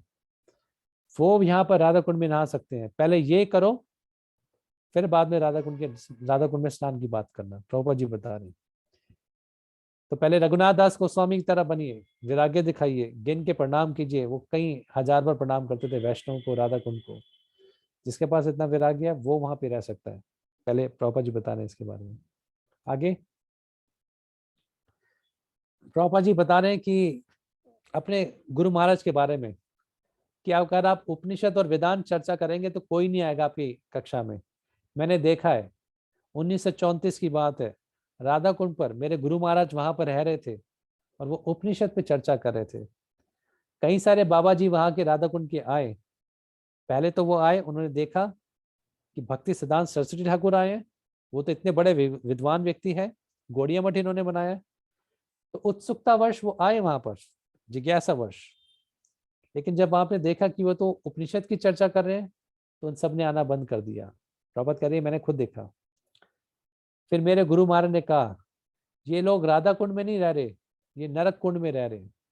ये मैंने गुरु महाराज से अपने सुना था, प्रभुपाद जी कह रहे हैं, है ना, कि राधा कुंड में उपनिषद की चर्चा नहीं कर सकते। तो बेसिकली वो कृष्ण चर्चा ही कर रहे थे, कृष्ण के उपनिषद थे, वेदांत के ऊपर चर्चा।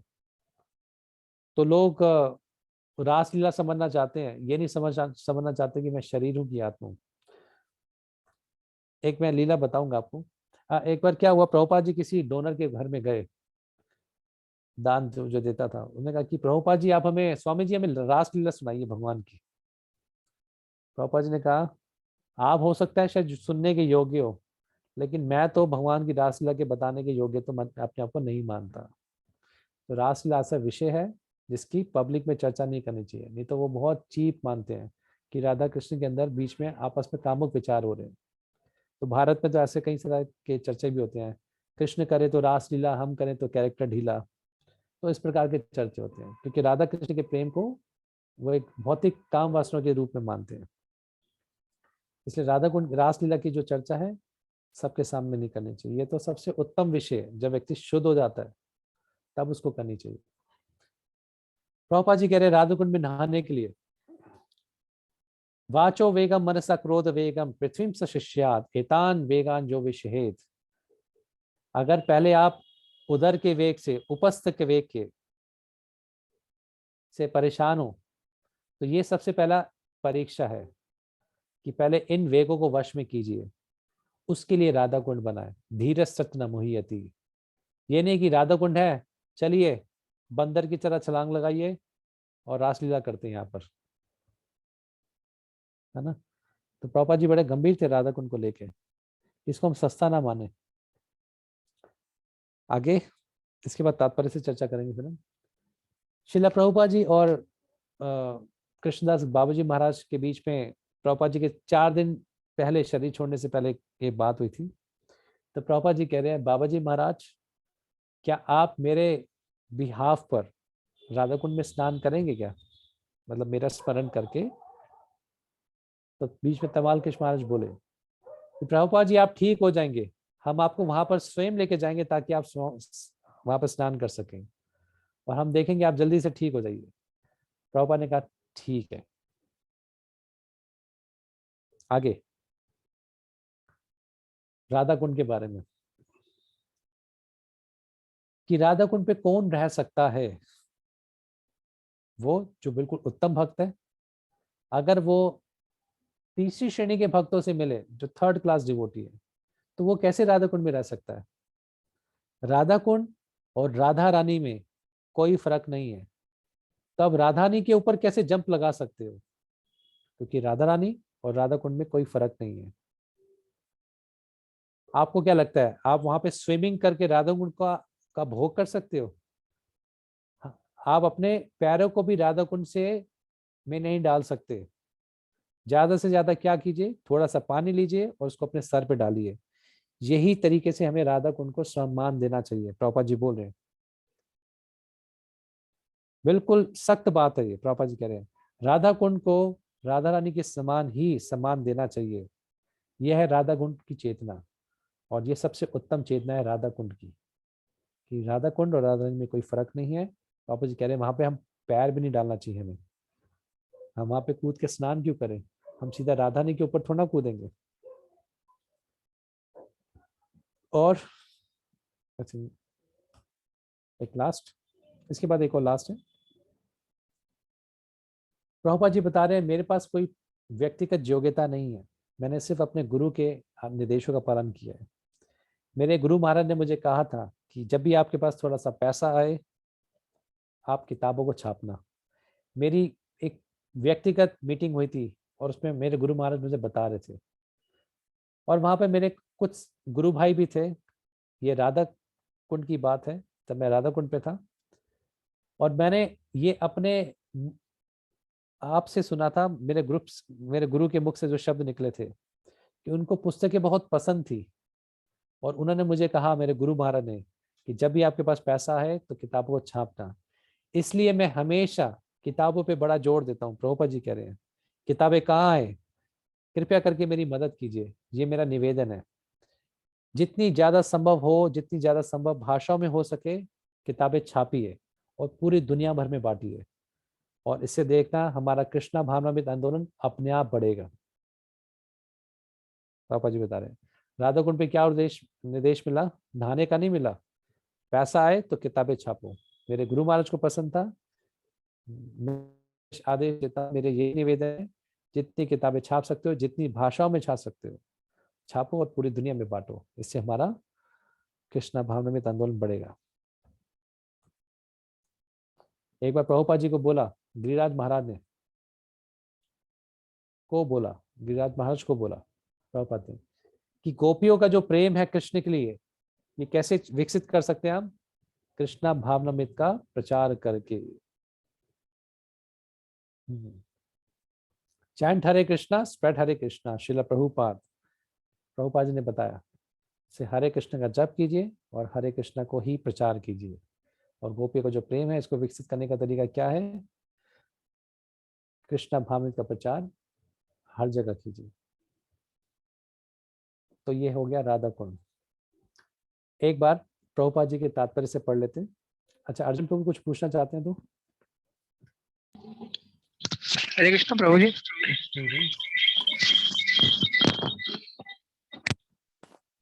जी, राधा कुंड जो हम समझते हैं कि ये स्वयं राधा रानी जी हैं, तो इसमें मतलब बहुत सारे फ्रॉग्स, टॉर्टाइज, इस तरह की चीजें, फिशेस भी हैं रहते हुए, तो हम उसको किस तरह से लिक्विड फॉर्म में राधा रानी समझे कि ये स्वयं राधा रानी ही है? अपना कॉन्सेंट्रेट कैसे मतलब इस पर केंद्रित करेंगे?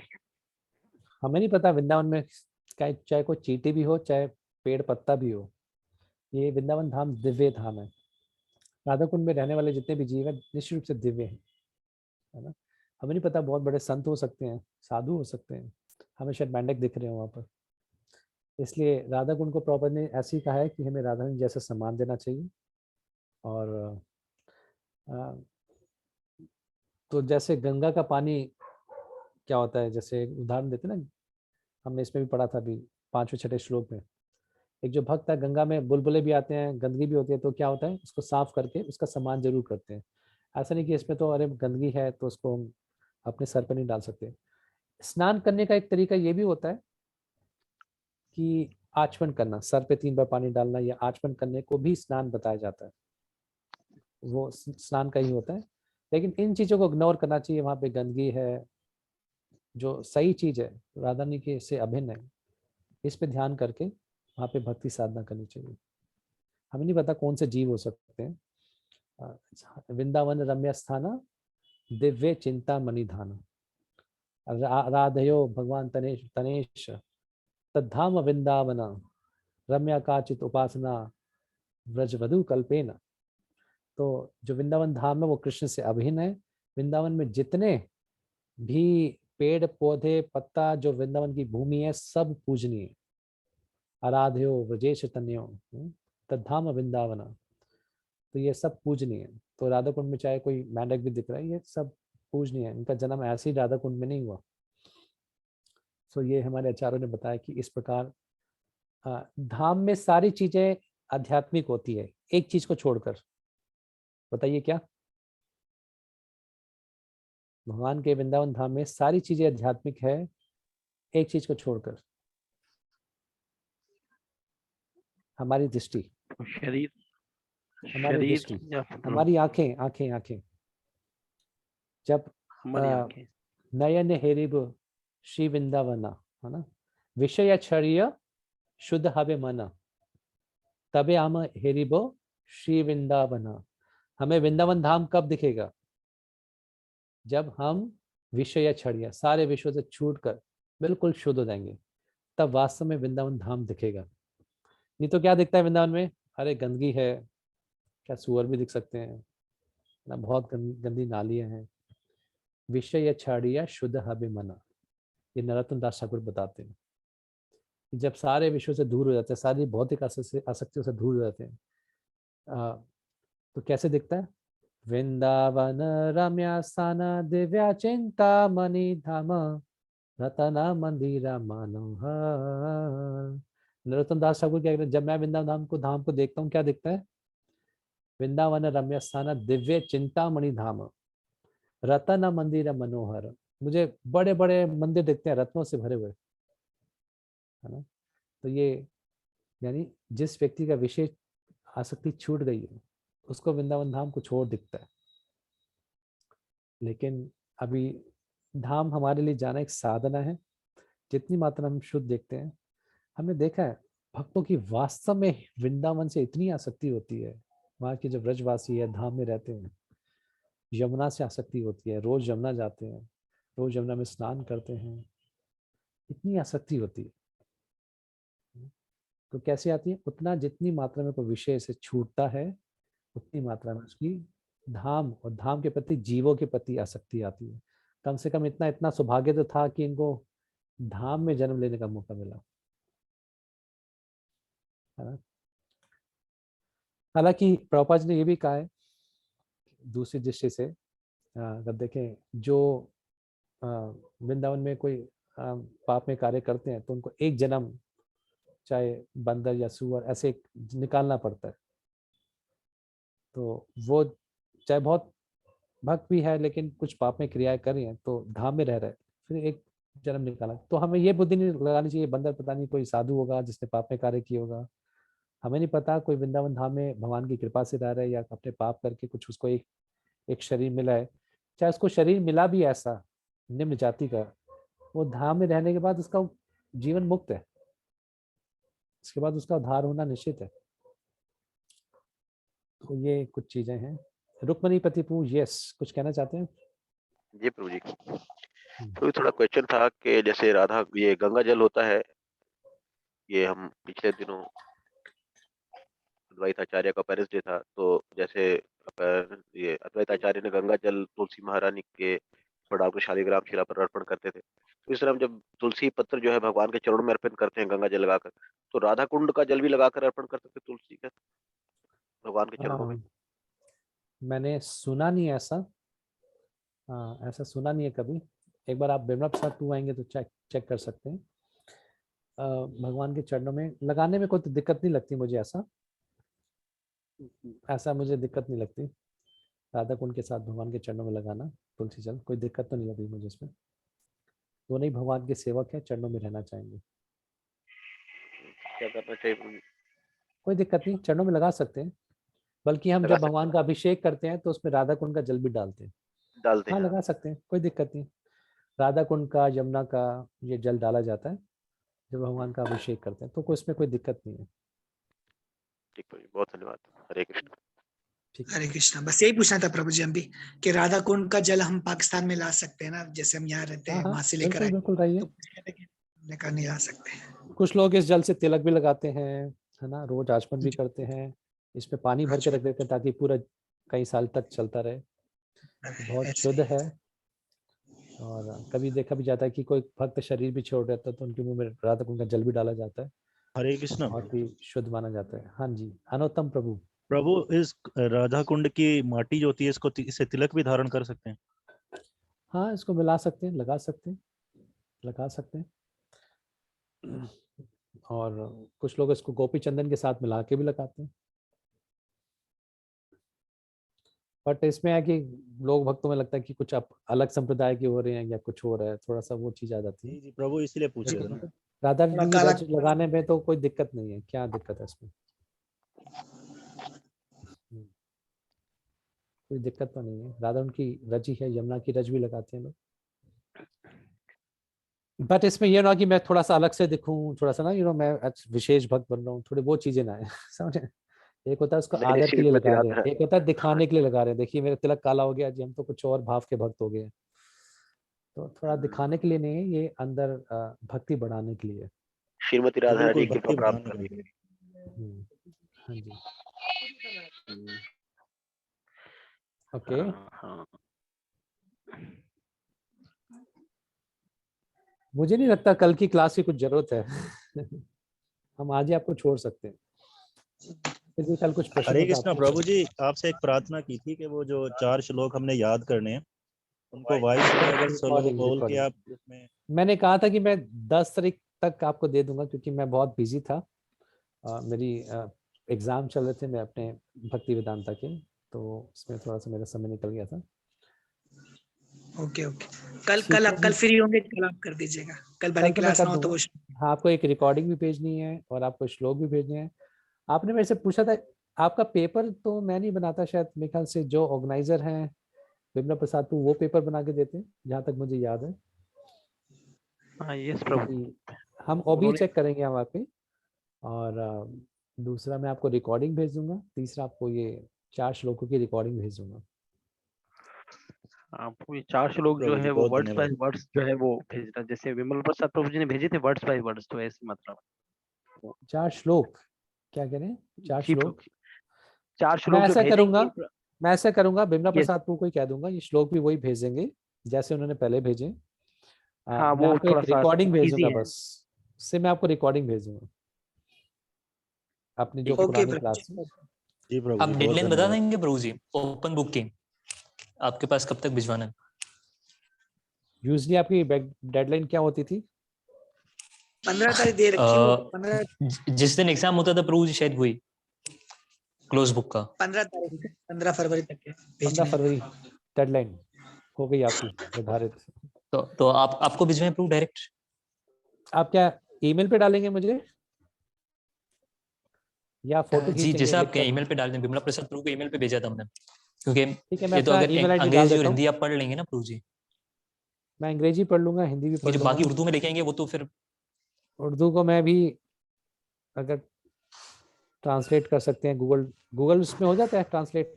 जी प्रभु जी, उसके अंदर प्रभु थोड़ा आउट हो जाता है सेंटेंस। प्रभु उसमें मिस्टेक्स हो जाती हैं बहुत ज्यादा ना। ठीक है, आप हिंदी या उसमें लिख लीजिए, इंग्लिश में। जी बेस्ट इंग्लिश कोई लिख सकता है, इंग्लिश में लिखिए, मुझे कोई दिक्कत नहीं है, नहीं तो मैं हिंदी जी से पढ़ सकता हूँ। प्रभु जी रोमन भी ठीक है ना? ईमेल आईडी आज चला गया मेरा आपके पास, सबके पास। रसलदास डॉट है बीच में, उसके बाद SP है, rasaldas.sp@gmail.com।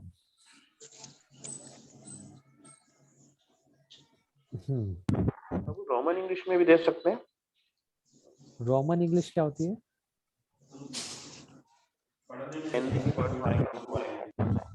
वो उर्दू की तरह ही होती है, बस वर्ड इंग्लिश से यूज किए जाते हैं। अंग्रेजी में प्रभु उर्दू नहीं लिख देते जैसे मैसेज में करते हैं, जैसे पूछना चाह रहे हैं? SMS लैंग्वेज भी कह सकते हैं। ठीक है, SMS लैंग्वेज ना, आप भेजिए, देखते हैं, भेजिए आप। कल क्लास Interesting होगी? रहेगा बड़ा। कल मेरे को जरूरत नहीं लग रही क्लास की। आपके कुछ प्रश्न है तो पूछिए, अगर एग्जाम की तैयारी कर सकते हैं, अगर आपको कुछ क्वेश्चन पूछने हैं तो कल कुछ क्वेश्चन आंसर रख सकते हैं, ये तो अभी भी आधा घंटा है हमारे पास, जैसा आप कहें, आपके सेवक हैं। श्लोक तो मुझे लग नहीं रहा कोई और लेने की जरूरत है, आज हमने करा दिया। ठीक है, क्वेश्चन आंसर ही लेते हैं प्रभु आज, फिर हमारे पास जो टाइम है। ठीक है, क्वेश्चन आंसर ले लीजिए, कुछ प्रश्न हो। हरे कृष्णा प्रभु। हाँ जी यहाँ पर क्लोज बुक में जो है एक क्वेश्चन है, क्वेश्चन नंबर 13, उसका बुक से आंसर नहीं मिल रहा है, बाकी तो मैंने कर दिए सारे। ठीक है, इसको मैं बाद में देख के बता दूंगा। क्लोज जो 13 है 13, क्योंकि देखना पड़ेगा, पूरा पढ़ना पड़ेगा। और कोई प्रश्न हो? अच्छा, एक चीज मैं बताना भूल गया, राधा कुंड, 5 मिनट जरूर लूंगा आपके। और प्रभु एक मैं पूछ सकता हूँ यहाँ से, मैंने जो पर्पल में पढ़ा था। मेरे को 5 मिनट दीजिए, उसके बाद मैं आपके प्रश्न बताऊँ। यस। यहाँ पर लिखा है एक चीज जो समझने वाली बात है, राधा कुंड में जो एक बार स्नान करता है तो कृष्ण प्रेम जागृत होता है, ये लिखा है। ठीक है, दिख रहा है आपको स्क्रीन पे? काला किया मैंने। बिल्कुल दिख रहा है मुझे। ठीक है, जो एक बार राधा कुंड में नहाता है, प्रभुपाद जी लिख रहे हैं, उसका कृष्ण प्रेम जागृत होता है। ये कृष्ण प्रेम जागृत किसी भी चीज से होता है, ये नहीं कहा गया कि पूरा जागृत हो जाता है। कृष्ण प्रेम जागृत होता है, यहाँ पर नहीं लिखा पूरा जागृत हो जाता है। आप चाहे चैंटिंग करते हैं, श्रवण करते हैं, कोई भी सेवा करते हैं, सब चीजों से कृष्ण प्रेम जागृत होता है, और जितना करते हैं उतना जागृत होता रहता है। ऐसा नहीं कि विशेष रूप से राधा कुंड में नहा लेंगे तो बिल्कुल कृष्ण प्रेम जागृत हो जाएगा, आप कृष्ण के लिए पागल हो जाओगे। या कितने लोगों ने नहाया भी होगा पहले, ऐसा नहीं होता। यानी कृष्ण प्रेम जागृत होने का जो मतलब है वो ये है, वो किसी भी आध्यात्मिक क्रिया से जागृत होता है, चाहे भगवान का जप हो, चाहे भगवान की कोई सेवा हो, चाहे विग्रह की सेवा हो। एक ये मतलब समझने वाला जरूरी है इसमें। हम्म हम्म हम्म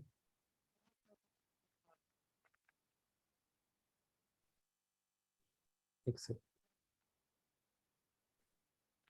तो यहाँ पे लिखे हैं रूप गोस्वामी प्रभुपाद लिख रहे हैं, अगर कोई यहाँ पे रह नहीं सकता राधा कुंड में तो कम से कम बार बार इसमें स्नान करे।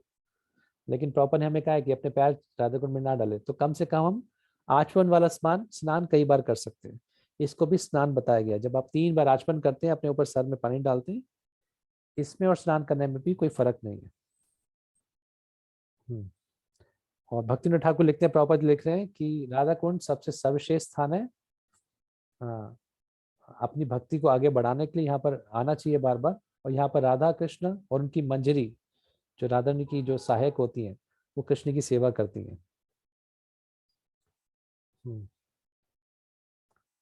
और जो अपना सिद्ध देह प्राप्त करना चाहते हैं, कृष्ण से अपना स्वरूप जानना चाहते हैं, इसमें बड़े इच्छुक हैं, वो राधा कुंड में रह के अपनी भक्ति करे, सेवा करे। किसी का ऐसा सौभाग्य है तो कर भी सकते हैं। लेकिन प्रभुपाद ने बताया गोपियों की तरह सेवा करने का मतलब क्या है? प्रचार करना। हरे कृष्णा प्रभु जी। एक सेकंड में एक मिनट और लूंगा, मैं बस पढ़ के खत्म करना चाह रहा हूँ। इसमें क्या है?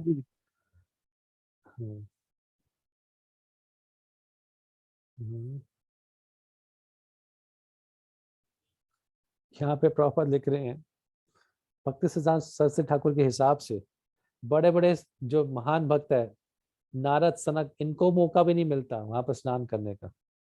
हम जैसे कि छोड़ो क्या, बेसिकली हाँ, स्नान करना इतना सस्ता नहीं है। और जो राधा कुंड पे रहे, वो राधा कृष्ण की लीलाओं में बिल्कुल मग्न रहे।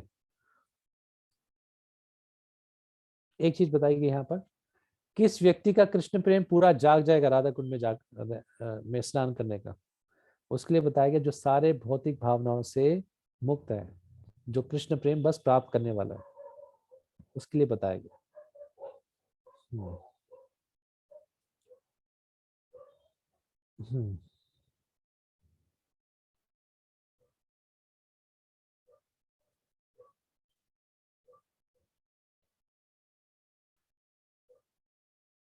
ठीक है,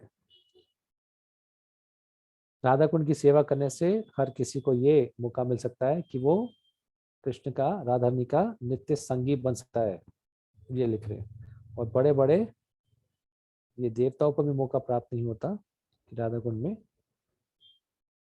आने का। नारद और सनातन जी की भी बात कर रहे हैं, उनको भी मौका नहीं मिलता राधा कुंड में आकर स्नान करने का। तो कोई राधा कुंड पे रह के सेवा करना चाहे, वहां पे रह के भक्ति करना चाहे, कोई इतना वैरागी हो सकता है तो बिल्कुल आइए। नहीं तो अपने जहाँ पे आप रहते हैं जगह पे स्थान सितम श्रुति गताम, वहीं पे रह के कृष्ण का भजन कीजिए और कृष्ण की सेवा कीजिए, कृष्ण का प्रचार कीजिए। यस, कोई प्रश्न? हरे कृष्ण प्रभु जी। बोलो। प्रभु जी। हाँ हरे कृष्ण प्रभु। हाँ प्रभु, मैं ये कह रहा था कि एक तो सवाल था पीछे, वो तो चला गया है, थोड़ा वो मथुरा के विषय में पूछना था, मथुरा धाम के बारे में। और ये जो कि हम मथुरा मंडल में जब गए थे प्रभु जी, हरे कृष्ण, आवाज आ रही है प्रभु? बिल्कुल आ रही है। हाँ, तो हम मथुरा में 2 से 3 मरतबा गए हैं हम। तो वो दृष्टि नहीं है जो मथुरा को देख सके। आपने बताया बहुत अच्छा कि वो आंखें नहीं है हमारे पास। लेकिन प्रभु मथुरा में हमने देखा कि मतलब वहाँ वो जो दुकानों पे वो मांस वगैरह भी सारा सेल हो रहा होता है इस धाम के अंदर, उन व्यक्तियों के विषय में। बिल्कुल, अंडे मिलेंगे आपको, प्याज लहसुन अंडे मिलेगा। थे, मांस वगैरह, लहसुन प्याज, ये सब कुछ वहाँ सेल हो रहा था, हमने देखा था प्रभु। हम्म, और उसी मतलब जहाँ भगवान का जन्म स्थान है उसके साथ ही मतलब ये सब कुछ प्रभु जी मतलब वो सेल हो रहा था, हमने देखा उसी आपको रोड पे। यूपी में, पूरे इंडिया में सबसे ज्यादा क्राइम मिलेगा, उसमें ज्यादा, सबसे ज्यादा मथुरा में मिलेगा। जितना क्राइम है, मैं तो गवर्नमेंट के डेटा बता रहे हैं, सबसे ज्यादा क्राइम भी आपको वहीं मिलेगा। देखिए, धामवासी का मतलब क्या है? धामवासी का मतलब जो वृंदावन धाम में कृष्ण प्रेम प्राप्त करने के लक्ष्य से रह रहे हैं, वो वास्तव में धामवासी है। एक्चुअली बहुत सारे लोग होते हैं कानपुर से या कहीं कहीं जगह से वृंदावन में शिफ्ट हो जाते हैं, अपना बिजनेस करने आते हैं, किसी भी तरीके से आ जाते हैं। लेकिन धामवासी पर्टिकुलरली कौन है? भक्तिविनोद ठाकुर लिखते हैं, जो कृष्ण प्रेम पाने के लिए वृंदावन धाम में रह रहे हैं, जिसका लक्ष्य है कृष्ण प्रेम पाना, वो वास्तव में धामवासी है। मतलब उनको हम धामवासी नहीं कह सकते। ठीक है, सावधान रहिए बस, उस लोगों से सावधान रहिए और आप उन चीजों में ना लगिए। सम्मान दीजिए, ठीक है, सम्मान तो हम हर जीव का करते हैं, लेकिन हर तरीके के कार्य होते हैं वहाँ पर धाम में भी। ठीक है, थैंक यू। इसलिए धाम में रहना भी किसी के निर्देश के अंदर रह के रहना चाहिए, क्योंकि ताकि धाम को हम अच्छी तरीके से समझ सके, किससे कितना बात करना है, किससे कितना लगना है। ओके, और कोई? थैंक यू प्रभु। हरे कृष्णा प्रभु जी। हाँ, इतना कुछ सीखते हैं जब हम पढ़ते हैं, जैसे भक्ति रसामृत सिंधु पढ़ा है और सुना भी, क्लासेस ली, अभी उपदेशामृत की क्लासेस ली।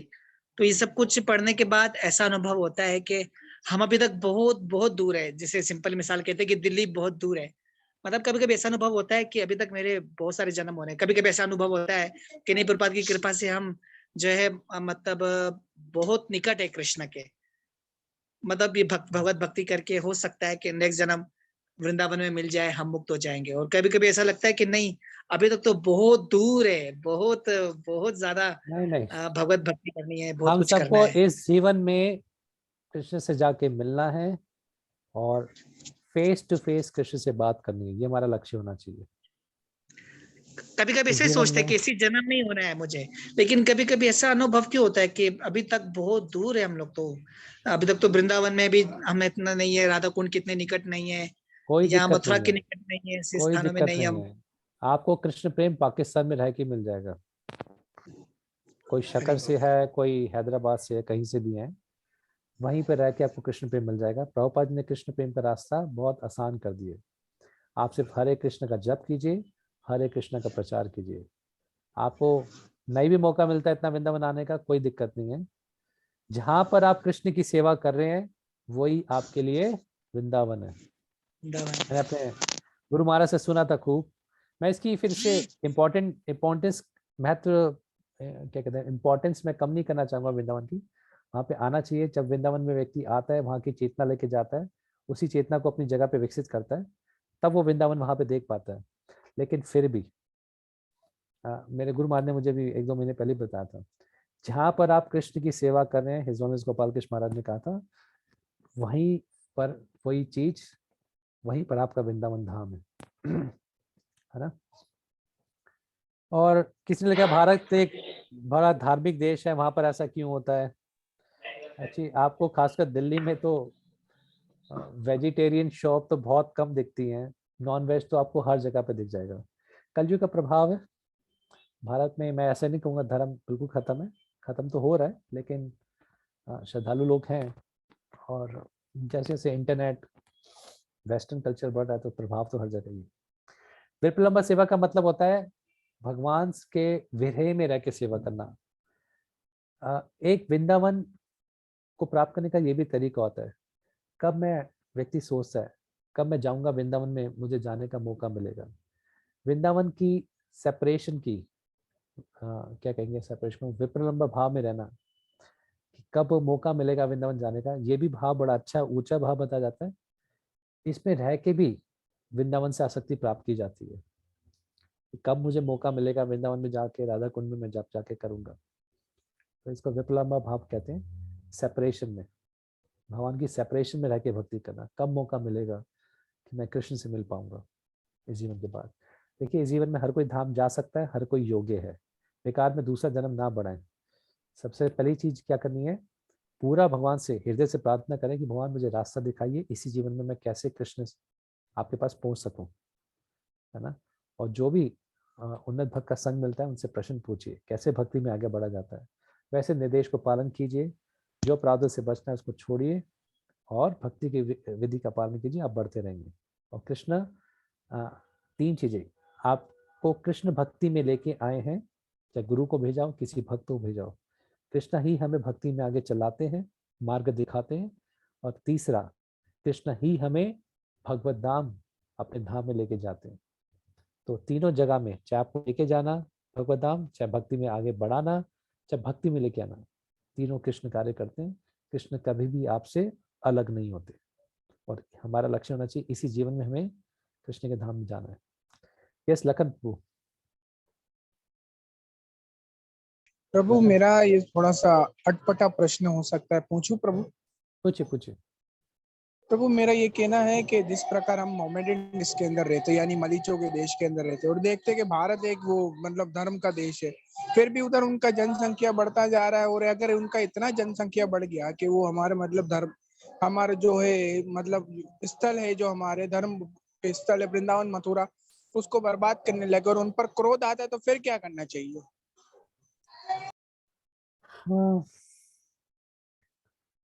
क्या कर सकते हैं, कलयुग में कहाँ क्रोध दिखाएंगे, नहीं। इसका ये ही सोचना चाहिए, जो भक्ति सिद्धांत प्रभु जिस प्रकार वो देश में कुछ होता है तो फिर इधर बहुत ज्यादा वबेला मचाते और हमारे ऊपर ऐसा क्रिटिसाइज करते हैं, यूनिवर्सिटीज वगैरह में जाए, तो फिर हम क्या कहें प्रभु उनको? देखिए, ये तो आपने बहुत अच्छी बात करी। ठीक है, आपके पास योग्यता है, आप कुछ सुधार कर सकते हैं, पॉलिटिकल पार्टी में जाते हैं या कुछ बड़े आप नेता बन सकते हैं, बहुत सुधार कर सकते, तो ठीक है। अगर लगता है आप ऐसा नहीं कर सकते तो क्या बेहतर है, जो भक्ति सिद्धांत सरस्वती ठाकुर कहते हैं कि ये जो स्थान है, ये जो भौतिक जगत है, किसी सज्जन पुरुष के रहने की जगह नहीं है। बस ये तैयारी करो, इन चीज़ों से वास्तव में विरक्ति आनी चाहिए, यहाँ से निकलने का, कि हमारी जो और उत्सुकता बढ़नी चाहिए। निश्चित रूप से अगर आप सुधार कर सकते हैं, आपके अंदर वैसा रोष है, आप कुछ क्रांति लेके आ सकते हैं, आपको लगता है आपके अंदर ऐसी योग्यता है, बिल्कुल ठीक है, करिए। लेकिन लगता है कि नहीं कर सकते, तो कम से कम अपने निकलने की तैयारी कीजिए यहाँ से। क्योंकि कलयुग में किसको कहाँ रोकेंगे, कहाँ क्रोध करेंगे, किस किस पे रोष दिखाएंगे, है ना। अपना बचाव कीजिए, अपनी भक्ति का बचाव कीजिए, जहाँ पे संभव हो वहाँ पे बदलाव लाने की, आप लाने के लिए बिल्कुल उसकी मनाही नहीं करें। आप ला सकते हैं, कहाँ पे बदलाव लेके आइए, किसी को आप समझा सकते हैं, कोई मासूम व्यक्ति है, बातचीत करी जा सकती है। कोई द्वेषी है, उससे क्या बात कर, उसके लिए तो प्रचार करने के लिए भी मना किया, क्योंकि वो आपकी बात सुनेगा भी नहीं, है ना। जो मध्यम अधिकारी जो भक्त होता है वो मासूम को प्रचार करता है, किसी को समझाना चाहिए, जो समझ सकता है उसको समझाना चाहिए। ठीक है लखन जी, यही कहेंगे। बाकी मैं कहूँगा किसी वरिष्ठ भक्त के अंतर्गत है कि सीखे चीजों को। ठीक है लखन प्रभु, लखन प्रभु ठीक है। देखो, हरे कृष्णा प्रभु। कुछ कहना चाहते हैं लखन प्रभु? ठीक है, कहिए जी। अर्जुन प्रभु। हरे कृष्णा प्रभु जी।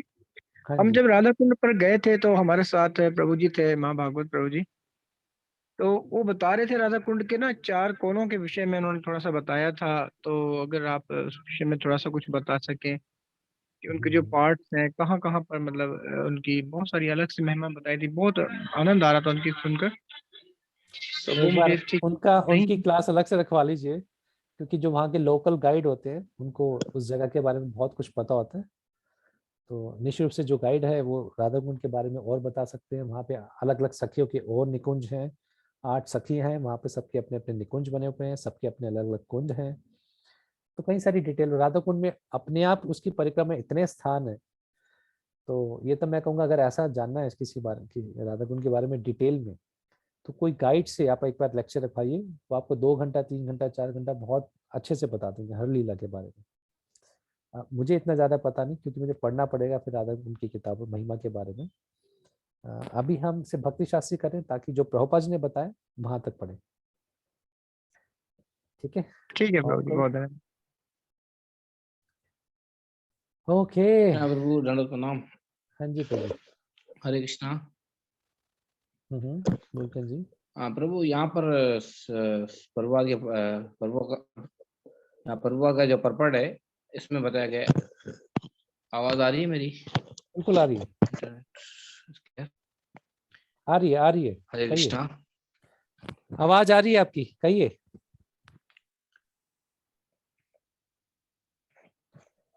क्या मेरी आवाज सबको आ रही है क्या? हाँ, मैं ये पूछ रहा था, आ रही है, मुझे आ रही है। आपका थोड़ा सा रुका था शायद। ये जो राधा कुंड की जो खुदाई है, ये 6 गोस्वामी ने जो है वो की है, क्योंकि इससे पहले जो है क्या वो अपना समाज मतलब क्या जल वगैरह नहीं था क्या? उनकी दोबारा खुदाई की गई थी महाप्रभु के दौर में। महाप्रभु जब ब्रज धाम में आए थे तो उनको यहाँ पर बताया गया मध्य लीला में कि महाप्रभु को इसका पता नहीं था। बेसिकली वो राधा कुंड को ही जो है वो ढूंढ रहे थे। तो उन्हीं के जो माँ भागवत भक्त हैं 6 गोस्वामी, उन्होंने इसकी जो है अपना राधा कुंड की जो है खुदाई की है। तो उससे पहले क्या जल वगैरह नहीं था, जैसे आपने बताया था कि राधा रानी ने खुद जो है अपना खुदाई की थी? एक्चुअली ये 5000 साल पहले पुरानी घटना है, और भगवान की कई सारी लीलाएं स्थलीय लुप्त हो चुकी थी, गुम हो चुकी थी। इसलिए महाप्रभु ने 6 गोस्वामी को भेजा था वहां पर। पहला था कि प्रचार करने के लिए, मंदिर बनाने के लिए, और तीसरा वहां पे जो लीलाएं हैं उनको लीला स्थली को ढूंढना, और चौथा ग्रंथ लिखने के लिए बोला था। तो जब चैतन्य महाप्रभु स्वयं आए थे, जब वृंदावन में एक बार ही आए थे महाप्रभु, तो वहां पे उन्होंने देखा अब महाप्रभु कौन है, राधा कृष्ण का युगल रूप है। तो उन्हें देखा वो एक जगह पे पानी, तो वहां पे महाप्रभु ने स्नान किया और कहा ये राधा कुंड है, ये श्याम कुंड है। फिर रघुनाथ दास गोस्वामी को कहा कि यहाँ पर एक कुंड प्रॉपर बनाइए पत्थर का। तो हाँ बिल्कुल, अगर राधा कुंड की खुदाई करते हैं तो पहले कुंड बहुत छोटा सा मिलता है। ये इसलिए छोटा मिलता है क्योंकि समय के प्रभाव से 5000 साल और 450 साल पहले महाप्रभु आए, 500 साल पहले, तो लगा लीजिए 4500 साल तक, क्योंकि कलयुग के प्रभाव में चीजें लुप्त होती रहती है ना, तो उस प्रकार कई सारी लीलाएं भी लुप्त हो गई थी। तो जब भी जो 6 गोस्वामी थे किसी भी लीला पे जाते थे तो वहां पे उस लीला की देवी प्रकट होकर बताती थी ये लीला हुई है। इस प्रकार उनको पता लगता था, क्योंकि उस समय सब जंगल हो गया था और वृंदावन एक साधकों की जगह थी, और शेर चीते भयानक जानवर भी रहते थे, तो हर कोई जाके वृंदावन रहता नहीं था। आज से 500 साल पहले या कृष्ण के बाद की बात करें तो 4500 साल बहुत लंबा पीरियड होता है। तो कई चीजों का विकास होता है, कई चीजें लुप्त हो जाती हैं, तो ऐसी इसकी हिस्ट्री रही है। यस ऐसे देखते हैं गंगा को, यमुना को, वो तो मतलब ये क्योंकि क्या होता है यहाँ पर गंगा देखिए जहाँ से आपकी गंगोत्री से निकल रही है और पूरे भारत भर में बह रही है।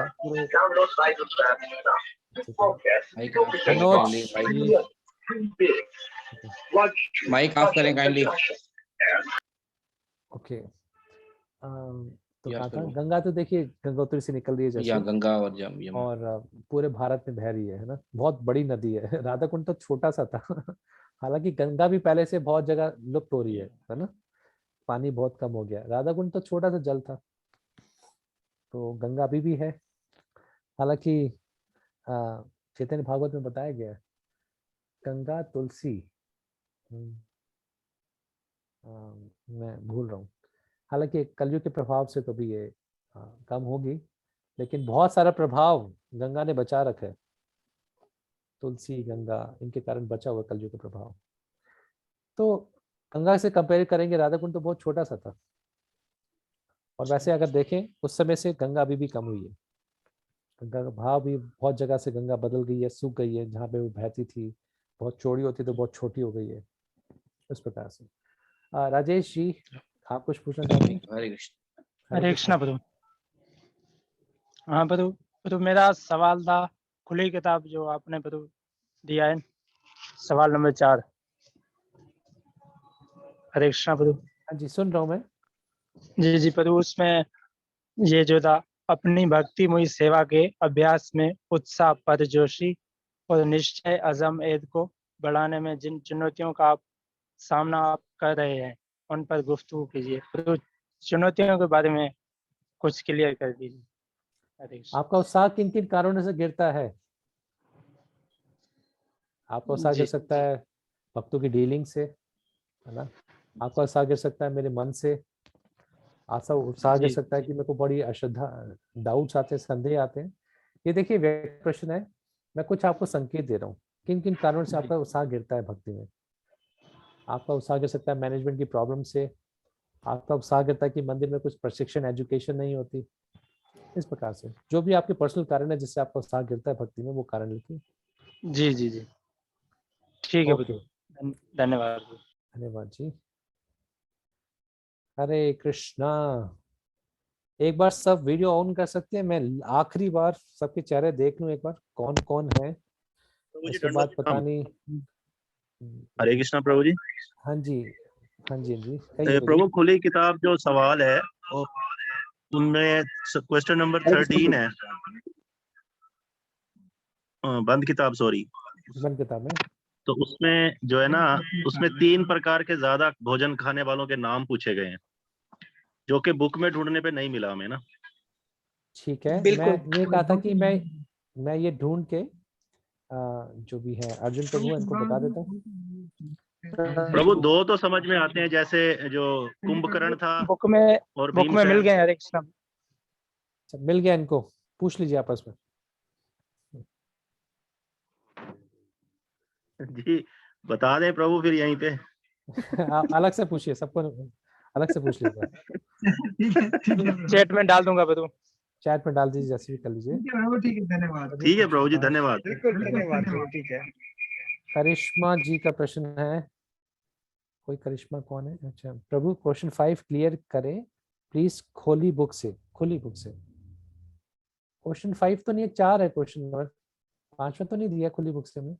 अच्छा, क्लोज बुक टेस्ट करें, क्या क्वेश्चन है देखिए, लिखा होगा वहां पर।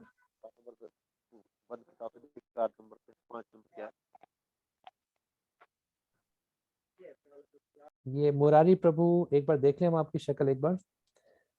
करिश्मा माता क्वेश्चन जी, नंबर 5 रघुनाथ प्रभु। हाँ जी, क्वेश्चन नंबर 5 है, क्रोध का भगवान की सेवा में इस्तेमाल करने के लिए श्लोक में दी गई 3 मिसाल दीजिए। हाँ ये श्लोक में है, आपको ढूंढ के निकालिए। या बिल्कुल, हाँ मिल गया। अर्जुन ने कैसे इस्तेमाल किया था, हनुमान ने कैसे इस्तेमाल किया था, चैतन्य महाप्रभु ने कैसे इस्तेमाल किया था। हाँ जी, बता भी दिया उन्होंने आंसर। तो ये आपस में एक बार पूछ के कल, ये बहुत आसान से प्रश्न है, ये तो थोड़ा सा गौर दे के पढ़ेंगे तो हो जाता है, ज्यादा नहीं है। या वेरी इजी एंड बहुत शार्ट है काफी।